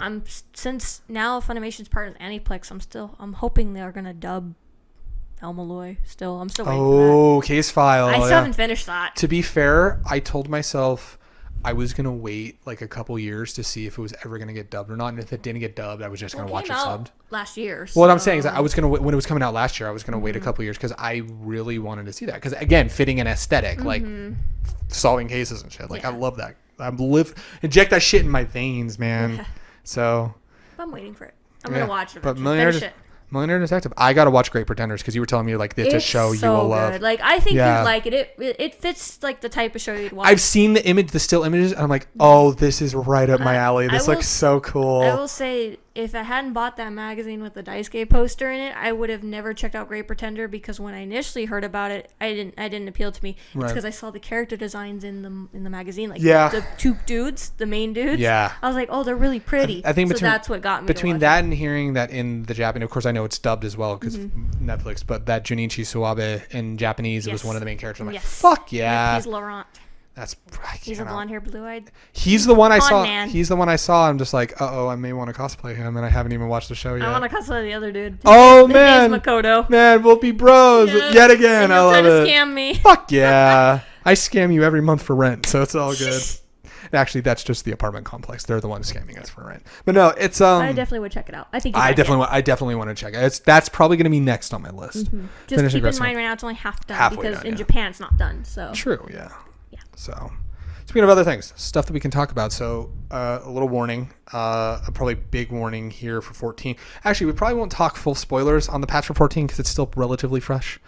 I know on Twitter, like the ban is up. So now. Oh, the Twitter ban is up. Yeah, then? like I think it's after 2 weeks. Then Twitter, and unanimously came together and said after 2 weeks, then the ban is up, and so everyone's posting spoiler art. Of that. But I mean, it's how you feel is more appropriate. It's just for art. Well, talking spoilers on Twitter. If Twitter's lifted the ban. Fuck it, we'll talk some spoilers. It's not going to be full spoilers, but I want to give the warning now. The end of this podcast is basically just going to be talking spoilers about the latest patch for Final Fantasy XIV. And even though the game's been out for almost, I think it's 5 months, if not almost 6 months. That's usually my rule. After 6 months, then... We're going to be talking spoilers about Final Fantasy VII Remake. We're finally going to have our spoilers because you recently finished it. I did. So we're going to do that. We've already talked about our videos. We already talked about what's coming up next. I am going to give a brief hockey update. Vegas is looking like they may be knocked out if they don't get their shit together and win 3 games in a row. We'll see how that goes. But Mira's St. Louis Blues got eliminated immediately. If Dallas does in fact eliminate Vegas, at least Joe Pavelski is going on to the Stanley Cup final. So even though your Sharks did not move on, at least Joe Pavelski is moving on.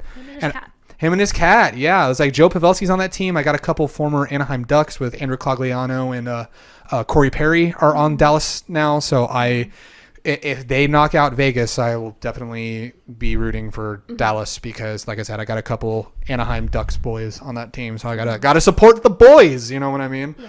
Honestly, Dallas does deserve it, though. I'll definitely give them their credit. I want Vegas to win because I'm a Vegas Golden Knights fan, but if Dallas wins it and moves on, they spent so much time building their team. I know I'm like talking sport ball, but they spent so much time in the offseason last season building that team up. They got Corey Perry, they got Joe Pavelski, they've got all these big name players, and they've just been killing it. Like, that team has come together and they're just vibing like really well, and it's like, good for them. That's awesome. And these are players that were on like bitter rival teams, and now they're on the same team and like they're vibing hardcore, and it's really cool. So go Vegas. I hope they can get their shit together, but if not, I'll be rooting for Dallas in the Stanley Cup final if they do move on. I'm expecting them to move on.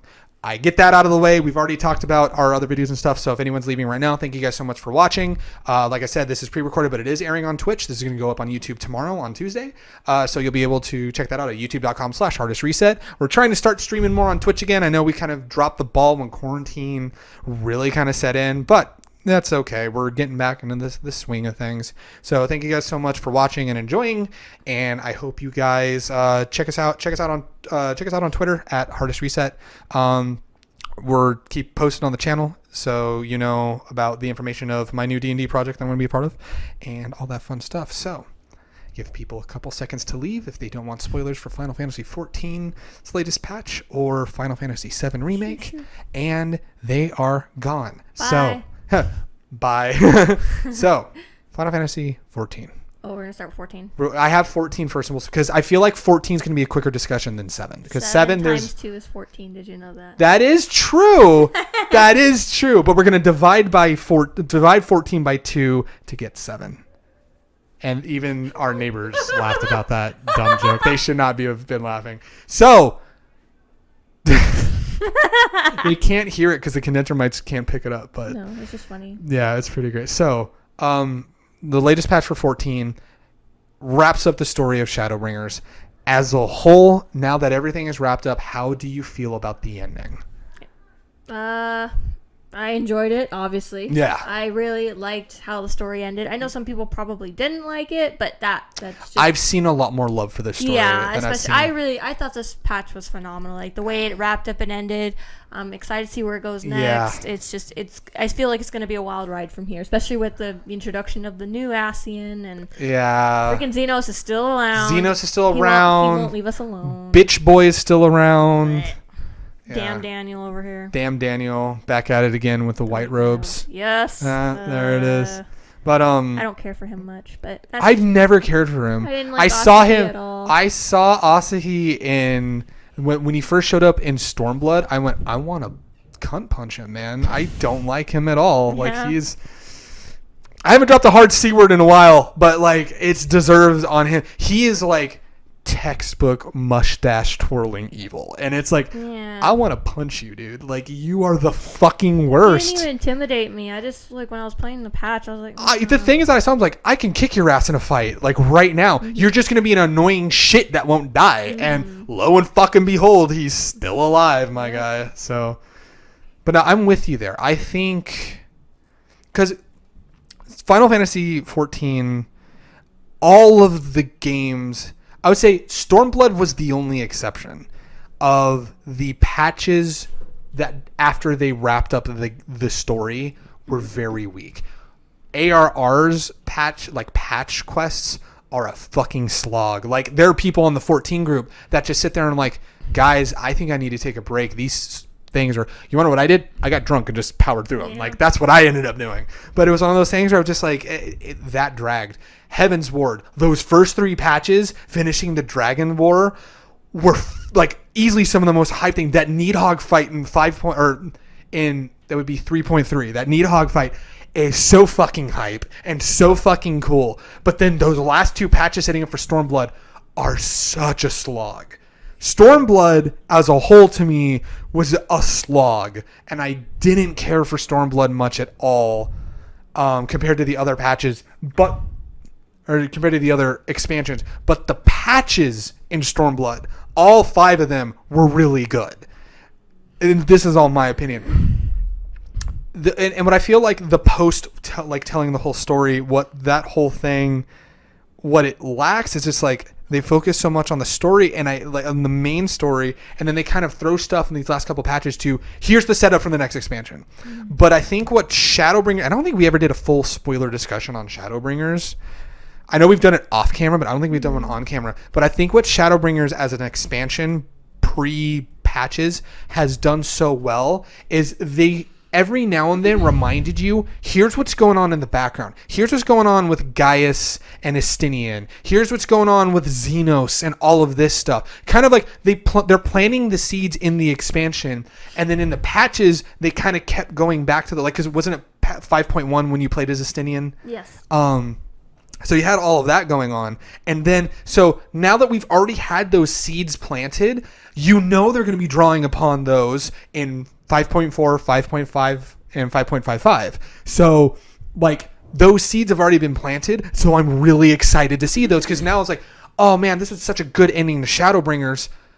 But there's this underlying story. I'm like, I cannot wait to see what this is going to lead to. Mm-hmm. And that's going to be really cool. I think the ending to Shadowbringers, the base expansion, was incredible. That last dungeon was the best dungeon that this game has ever fucking had. It's incredible. And I think this patch, the going to the Crystal Tower, the Exarch, basically, you're watching him slowly dying. Mm-hmm. And crystallizing and literally becoming part of the tower because it's the Crystal Tower. Mm-hmm. And the whole there's just the whole kind of build up to that, and then that trial is, it's a tough trial, but it is a hype fucking trial. And then the reveal, for example, when you're brought back and then you find out that figure is Estinian because he does the snap, and I'm like, oh fuck, that was it's I meant to say Emmett. Yeah, I thought Emmett, and I said Estinian because I talked about Estinian. Yeah. That it was Emmett, and Emmett did the Emmett snap, and I was like, oh. And the wave.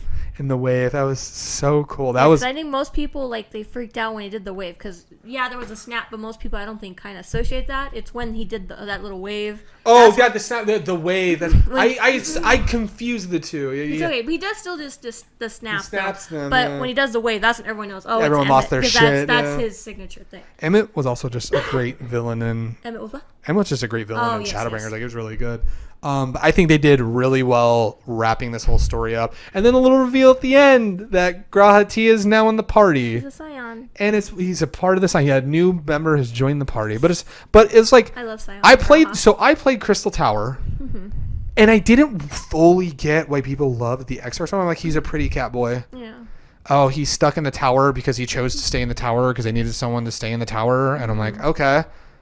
Why do people love him so much? And then the last couple expansions, like 5.2, I was like, oh, I'm actually kind of concerned for him. Mm-hmm. And then 5.3, I think did really good. It even converted me. Like, I was all emotional in that scene before he fully crystallized. I'm like, oh man, that's gonna suck. And then seeing him at the end, he's a Scion. I'm like, oh, that's so good. And his new outfit, yes. He's also not Crystal now. Nope, so he's just a regular cat boy. He's one of the boys.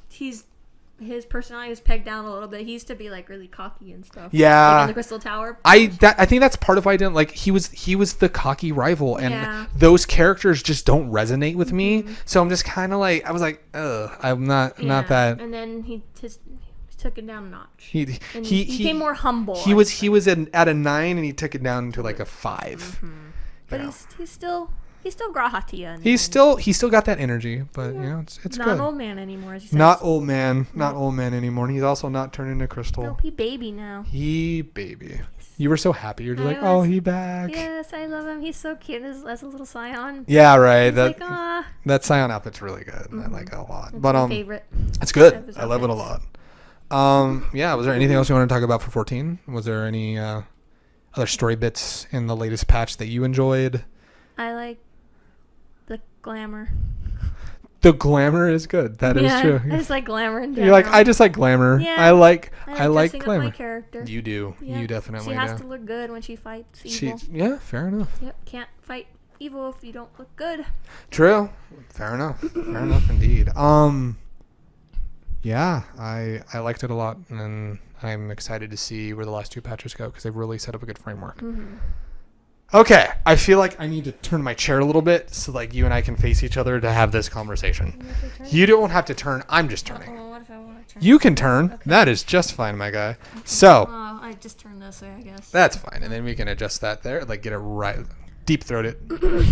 Oh, like that post. Yeah, right. You got to deep throat that mic. Mm-hmm. So, Final Fantasy VII Remake. That's a game. That is a game. On the PlayStation 4. That came out in 2020. On the PlayStation 4. So, you didn't play it immediately because you were playing Royal like you needed a break from RPGs. I did because I was really burnt out on RPGs because I I want to say sped through, but I crammed Royal because I was waiting for months for this game to come out. And did you also get spoilers? I did. For the very last palace and the new stuff.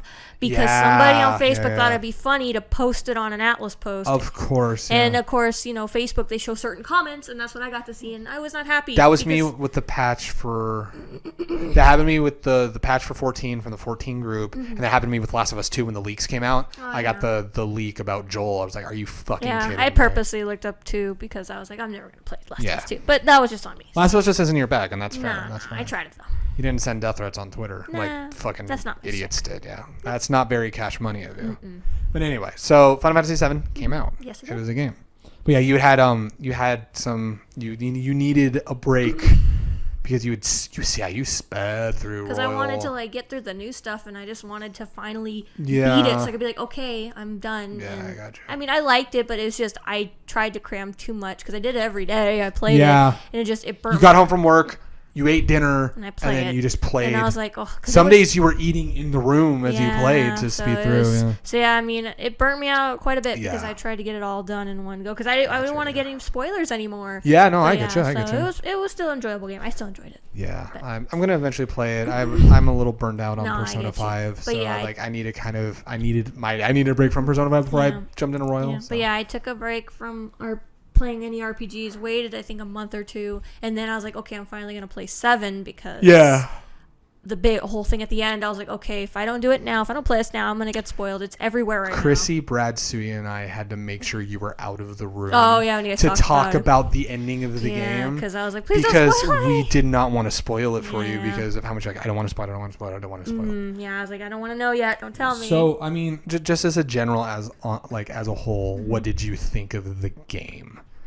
Before we get into the discussion of the ending, just as a whole, like, what did you think of the game? I actually really enjoyed it. Like, I mean, I knew I was gonna like it. I mean, because 7, like everybody else that ever says they started with Final Fantasy, 7 was my first Final Fantasy, so I have a special place in my heart for 7. Yeah, I got you. Even though it is overrated, everyone likes it. It's far from my favorite Final Fantasy, admittedly. But it's still it's still one of my favorites because it has a special place. That's what got me into Final Fantasy. Of course, Kingdom Hearts was when, you know how people say Final Fantasy was the introduction to Kingdom Hearts. I was the reverse. You were the reverse, yeah. Kingdom Hearts was my introduction to Final Fantasy. You're like, who are these pretty boys? And yeah, then... I saw Cloud in Kingdom Hearts 1. I was like, oh, he's hot. And this was back in my like high school days, so I was like a big old cringy weeb. Cringy weeb. Yeah, but yeah, I was like, oh, Cloud's hot, and then that's when I played 7.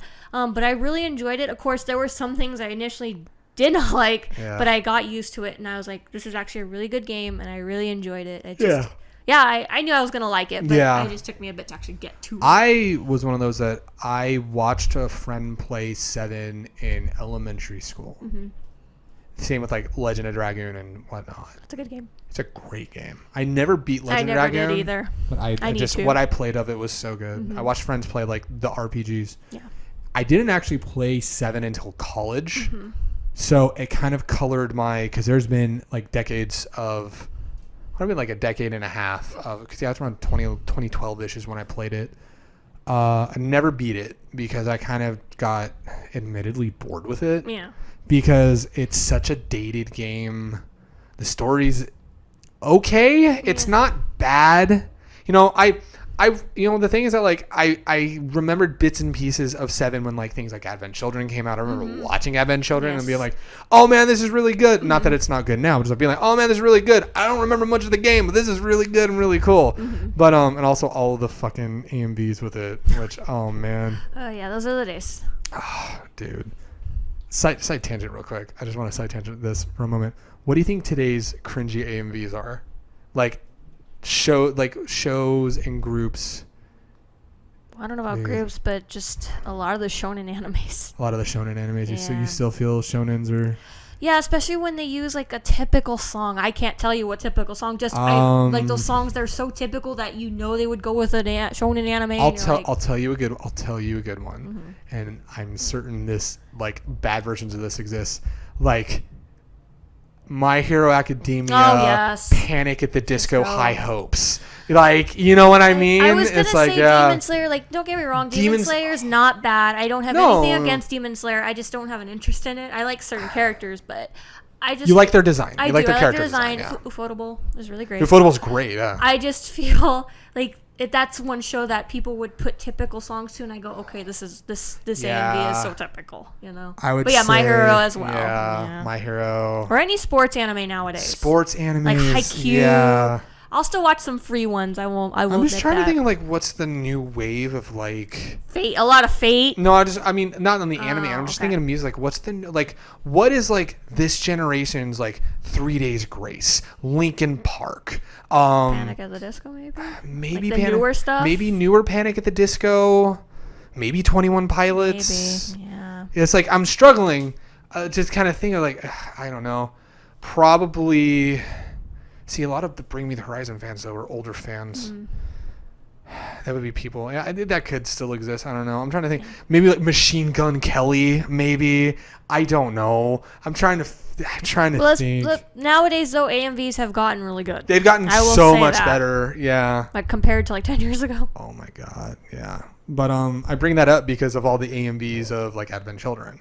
Oh, so like for me, to tie it back to what I was talking about. So like I played 7 in college, never finished it. I was just like...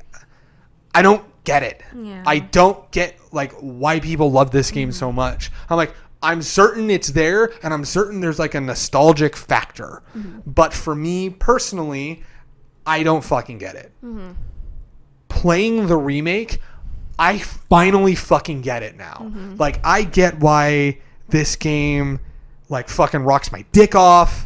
Like, I get why this game is so fucking like fun to play, why there's so much strategy behind it, why the story's so like intriguing and stuff like that. And I think by the time I played it, like if I played it as a kid, we didn't have voice acting in video games. No. And I think the biggest issue with me, and it took me a little bit with 9, but I feel like 9's story is so much better. That's just my personal opinion. I think Final Fantasy 9 is one of the best Final Fantasies.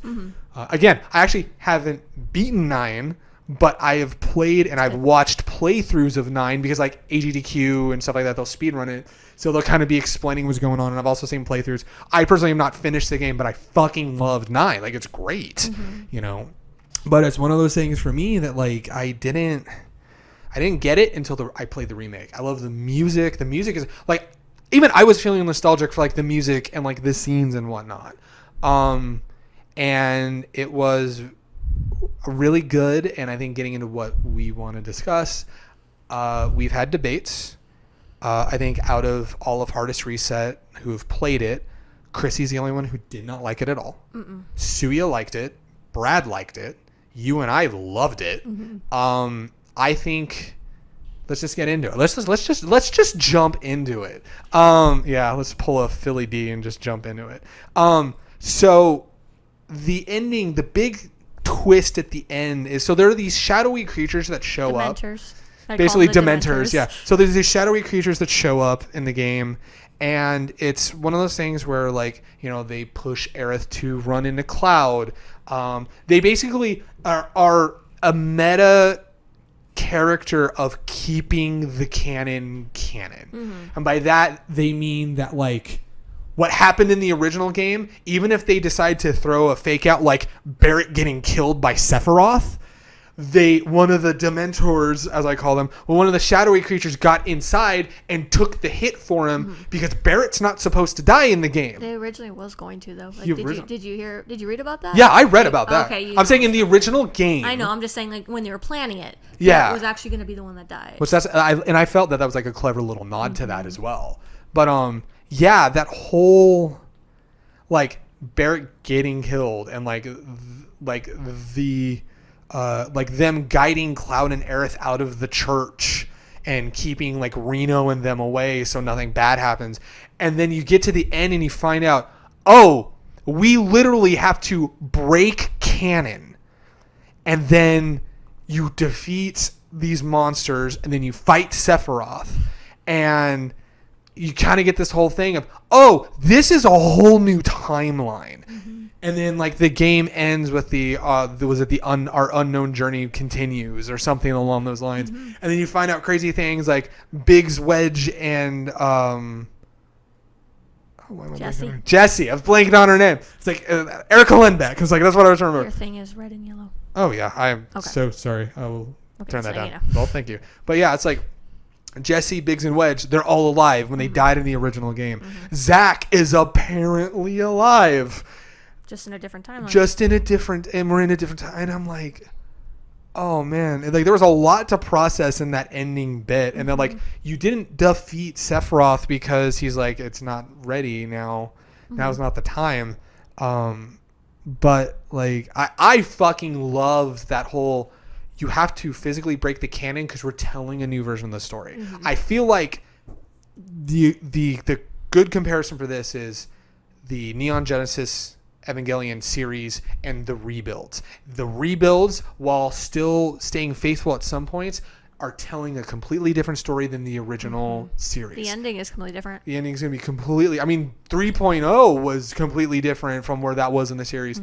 And I feel like they're doing this with Final Fantasy VII. The original game still exists. That's like the series Evangelion. But they're telling a different telling of the story with the remake. And I fucking love that. I know people are complaining about that. And that's fair. We don't know what all is going to change in the following games, but yeah, I really love it. What did you think about the ending? And to tack on another question to that, what part of the ending blew your mind the most? The ending was whack. It was the ending, whack. Sephiroth, whack. The shadow monsters, whack. I will say, I'm not feeling Sephiroth that much in this remake, I'll be honest.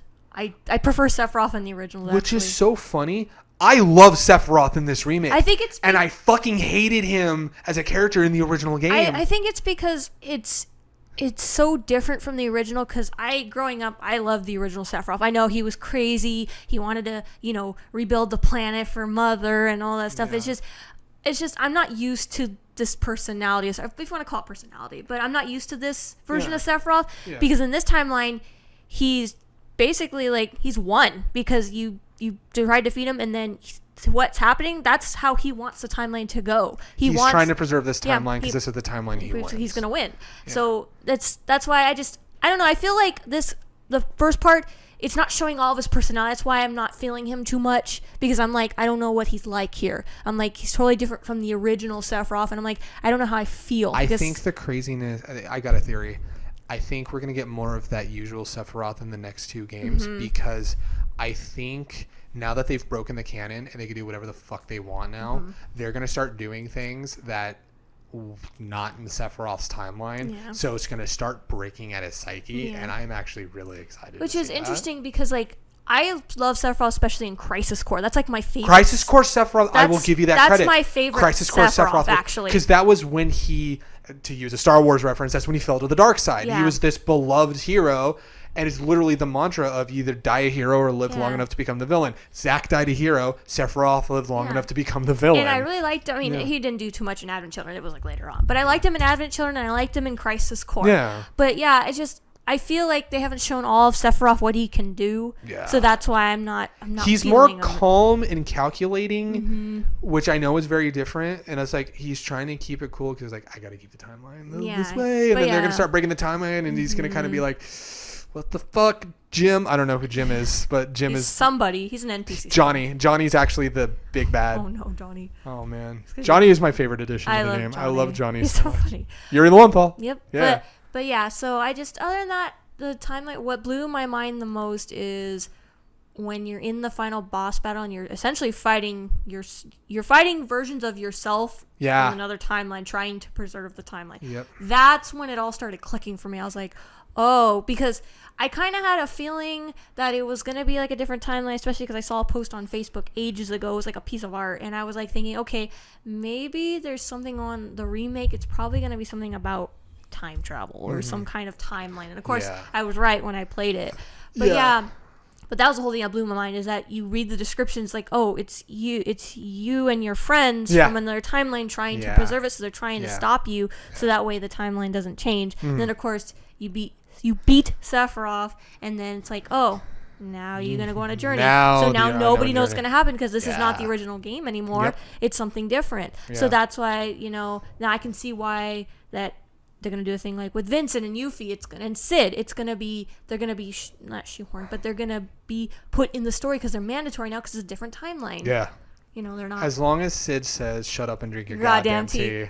That's what I want. I want them to keep that line. That's all I need in that game. Yes. But just, like that ending, I was like, oh, wow. Like, I didn't expect it, but I loved it. It was, I liked it because it was a different take on the original game. Because I've played the original 7. I know how it ends. But it's nice to see, like, in this time, day and age, to see how he wanted to take it in a different direction. It's refreshing. It's refreshing, Yeah, to see it go in a different way. Like I said, I like it a lot. That's why I feel like the proper equivalent is the Neon Genesis Evangelion rebuild movies are telling a different, I would argue, more cohesive story. Not that like there were, like I said, I'm willing to bet if I like read a novel that was Final Fantasy 7 that was just the story of 7, I'd be like, it's a pretty okay story. Like I'm certain it's a fine story, but like I didn't grow up with it. I played it in college when I've had all this experience with other RPGs at that point. But yeah, I thoroughly loved it. Like I said, the thing that made me go, oh shit, because Mira was watching me play that final chapter, and it took me almost 2 hours. I was up super late. Oh, that was a long chapter. Like I even played it, and I was like, oh my gosh, this and boss so doesn't end. Mira's watching it with me, and I don't know if she had made a comment, because like there's been a lot of things recently that like either myself or her have been calling, like with games. Like she called the twist in Death Stranding, and I'm not going to tell you, but she called the twist in Death Stranding, and when it happened, she's like, I fucking called it. I called it. I called, because I didn't look at the leaks for Last of Us 2. I called the ending for Last of Us 2. And I told that to Mira when we were talking about what could happen, and she's just like, I don't think it's going to happen this way. I think it's going to happen another way. And when it happened that way, I was like, I fucking told you. But Mira and I were completely caught off. She made the comment, was like, what all are they going to change now? Because she's like, cause she was a little confused, like, well, what are these creatures? And I kind of explained it to her because she didn't watch the full game. I think she's actually, because she's got the demo of it, she's actually maybe considering getting it. So I'm just, well, we got a physical copy, just play it. She's like, oh, that's true. But she's showing interest in playing it, and she likes like 7. She'd never played the original game, but she loved like Advent Children. It's just really hard for her to play, and I understand because the battle system it's very outdated. Like, I mean, that was the big thing at the time. Yeah. And I mean, personally, I like that kind of battle system, but that's because I started with that, so that's why I don't have qualms about it. But I know a lot of people do. They don't like that. They like the ones like for 15. That's one thing. Oh, well, I'll get to that. Like what I didn't like originally about the remake of 7. But anyway. But no, it was so we were just like, well, I wonder what they're going to change now once I kind of explained what was going on. And when it showed Zach carrying Cloud, Mira grabbed the pillow she was on. She's like, and fell back. She's like, what the fuck? He's alive? He's alive. And I had to tell her, keep quiet, because you had gone to bed, but you also didn't want the spoilers. And I'm sitting there, I'm just like, but babe, are you seeing it? Zach's fucking alive? Are you fucking kidding me? Like, he's the whole reason why I never actually beat Crisis Core, because I didn't want to watch him fucking die. Like, holy shit. But it's like, and then to see him alive, I'm just like, oh shit, fuck, that's incredible. Like, everything is different now. Oh man, it totally is. It's gonna be really cool. It is. I'm excited to see where they're gonna go. Yeah, I'm super excited to see the direction they go from there. So you mentioned something you didn't like about the game, so I'll let you get into that. Like the initial battle system, I wasn't feeling it. I'm like, I got you. Okay, I liked 15. That was great, but 7, I was like, they didn't have this in the original 7. Yeah. So of course, I didn't like it at first, yeah. And I was like, what? And then I kind of gradually got used to it, and now I actually loved it. I like how they still implemented the ATB system. Yeah. That, because that was an essential thing in 7. I'm like, you can't take that out. You have to keep it in. And they did. Yeah. And I was able to eventually get used to it. I'm like, okay, now I know what I'm doing. I really enjoy this. But that was the one thing I did not like initially. Right. Makes sense. Then I never played it on like classic mode because I was like, Chrissy said it was garbage in classic mode. Yeah, so I played in the demo. I'm like, this is not classic mode. No, this is just you guys trying to revamp the Battle System 15. Yeah. So I didn't even play it on that. I played on like the regular. I will say that this game, and the thing that Mira was concerned about, because and it was my big thing too, was that the importance in 7 and like those older RPGs of utilizing everyone. And one of my biggest, and I love 15. Yeah. One of my biggest complaints about 15's battle system was how much of a slog it was to change characters. And it like I never. And the thing is that like you were never incentivized to, but apparently there's a whole fucking strategy to playing with the different characters. I don't think I ever switched. I always stayed with Noctis. I always stayed with Noctis, and I only switched when Noctis eventually went down. But yeah, it was like, so I was sitting there like, I hope they fixed it, but I feel like it was way more seamless. Oh yeah, it worked perfectly. I didn't have to complain about, man, it's taking too long to get to Tifa or to get to Aerith or Barrett, you know what I mean? I actually had more fun sometimes playing the other characters than I did Cloud. Like at times, I was like, "Oh man." Who was your favorite character who wasn't Cloud that you played as? It was a tie between Barrett and Aerith. Actually, really liked playing as them. I had to, my girl Tifa. Oh yeah, Tifa is really quick. Tifa was a lot. I'm a guy that likes those quick fire. Like it's why I play Ninja in 14, because I like up close and personal like combat. It helps keep me. It's like why in like in every Dragon Age game and like in Skyrim and stuff like that, why I play like combat heavy characters, because that's how I play. I love combat. It's like, you know, just like how, for example, I play Dungeons and Dragons, I do more support or like DPS level on that end, but at the same time I'm also more of a role player because I'm a story guy and I love that. Not a bad role player, which we need to bring back Witcher GRP at some point, because it's been a long time since we visited bad role players, and we need our daily dose of cringe. But like I'm always for the combat heavy people, so being able to just punch everything as Tifa was so good.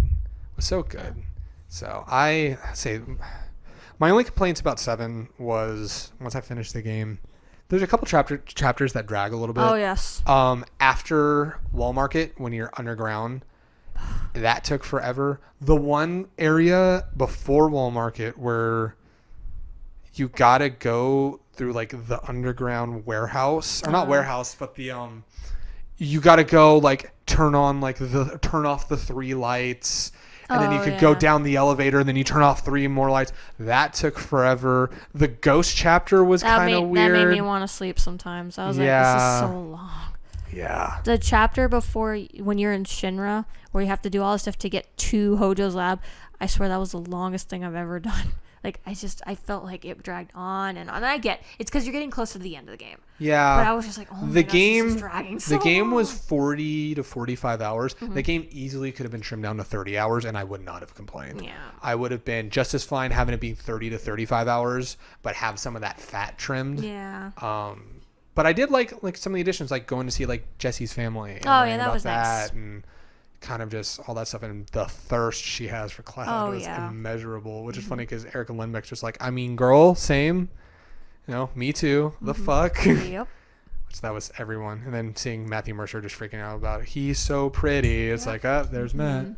But yeah, it's just, I don't know, that kind of dragged a little bit.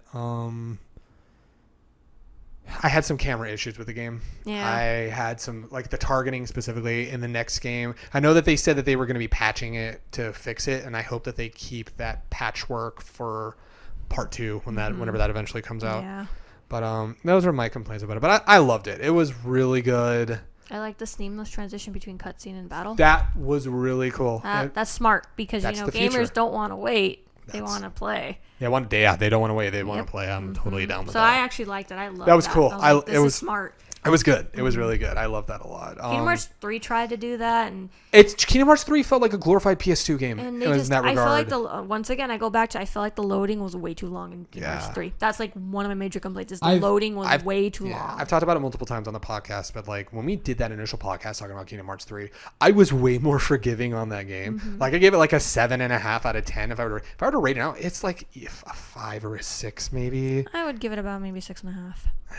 I like Kingdom Hearts, but that's what I would give it. I think my massive problems with the story would probably bring it to like a 5.5. Mm-hmm. I did. It's one of those things, the more I have thought about Kingdom Hearts 3, the more I've realized I fucking did not like it at all, man. But you tried it. I tried it. It was fine. You could feel that game should have come out 10 years ago. Honestly, I still, my favorite one I think is still 2. And I still like Birth by Sleep. The few hours I've played of 2 and the little bit I've played of Birth by Sleep are good. Mm-hmm. I wish, honestly, I had points of time with. I wish they would redo the battle system for Birth by Sleep because it's so outdated. Yeah. It's when weird. You play it on like the HD version, you can tell it's so outdated. Yeah, it's weird.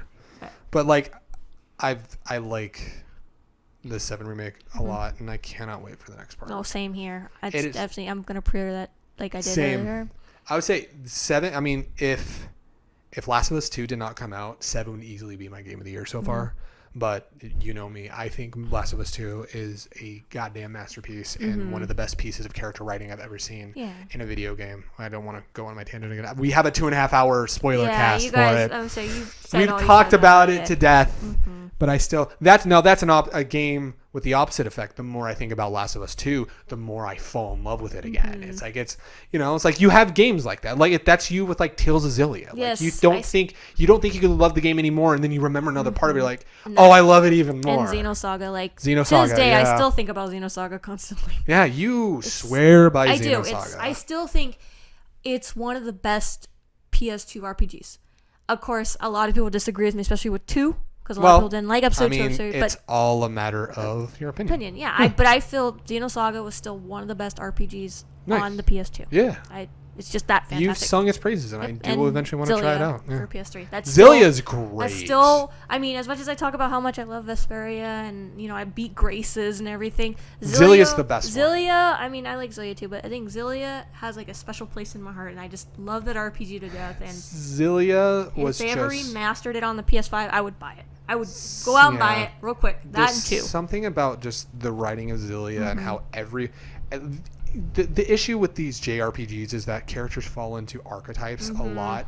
I love Vesperia, but characters are very much archetypes. Oh yeah, of course. Here's the sexy big booby lady, and here's the kid, and here's the brooding anti-hero, yes. and here's our smarmy, charismatic lead character. Yep. And stuff like that, but it works. It worked. And that's not a dig at this. It's just that's a general thing. They fall into tropes. Yeah. But Xillia was like the first time in the Tales of games, to me at least, that everyone was more complicated. Jude was more complicated. Mila was more complicated.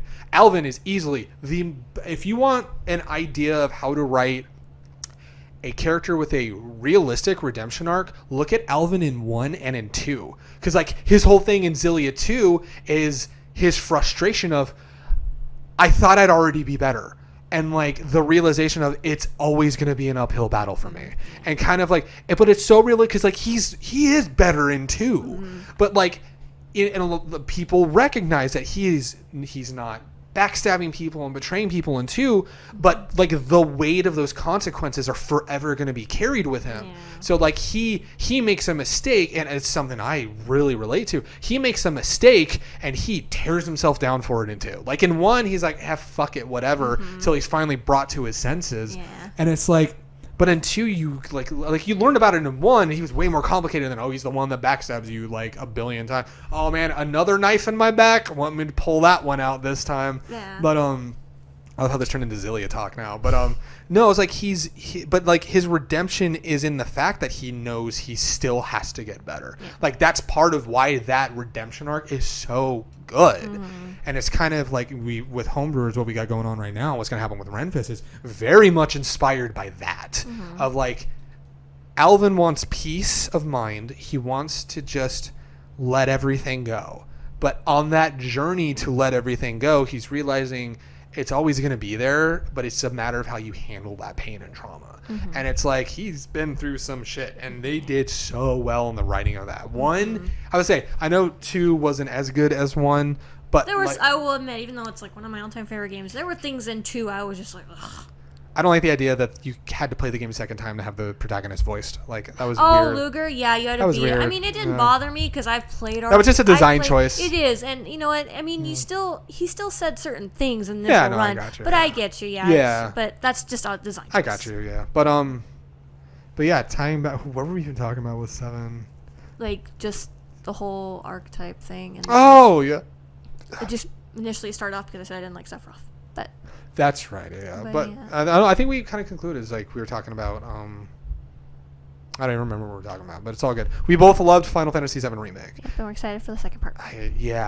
Whenever it comes out. I cannot wait. I hope they take their time with it, especially with the state of the world. I'm excited for the concert next year, if it happens. I know. We were supposed to go this year, but next year we're going to go, and then since I've actually played it now, when I hear the songs, I'm going to probably cry. It's gonna be. I got chills down my spine when I first popped in and they played Cloud's theme. That's actually is the overworld theme in the original. That's his theme. So good. So when I first heard it, I got chills. I was like, "Oh my gosh, this sounds so good." That was really cool. I got chills when you walk into Seventh Heaven for the first time. Oh yeah. And Tifa's theme was playing, and I'm like, "Oh fuck, this is good." I love it. Aerith's theme got me emotional. I was like, Aerith's theme, yeah.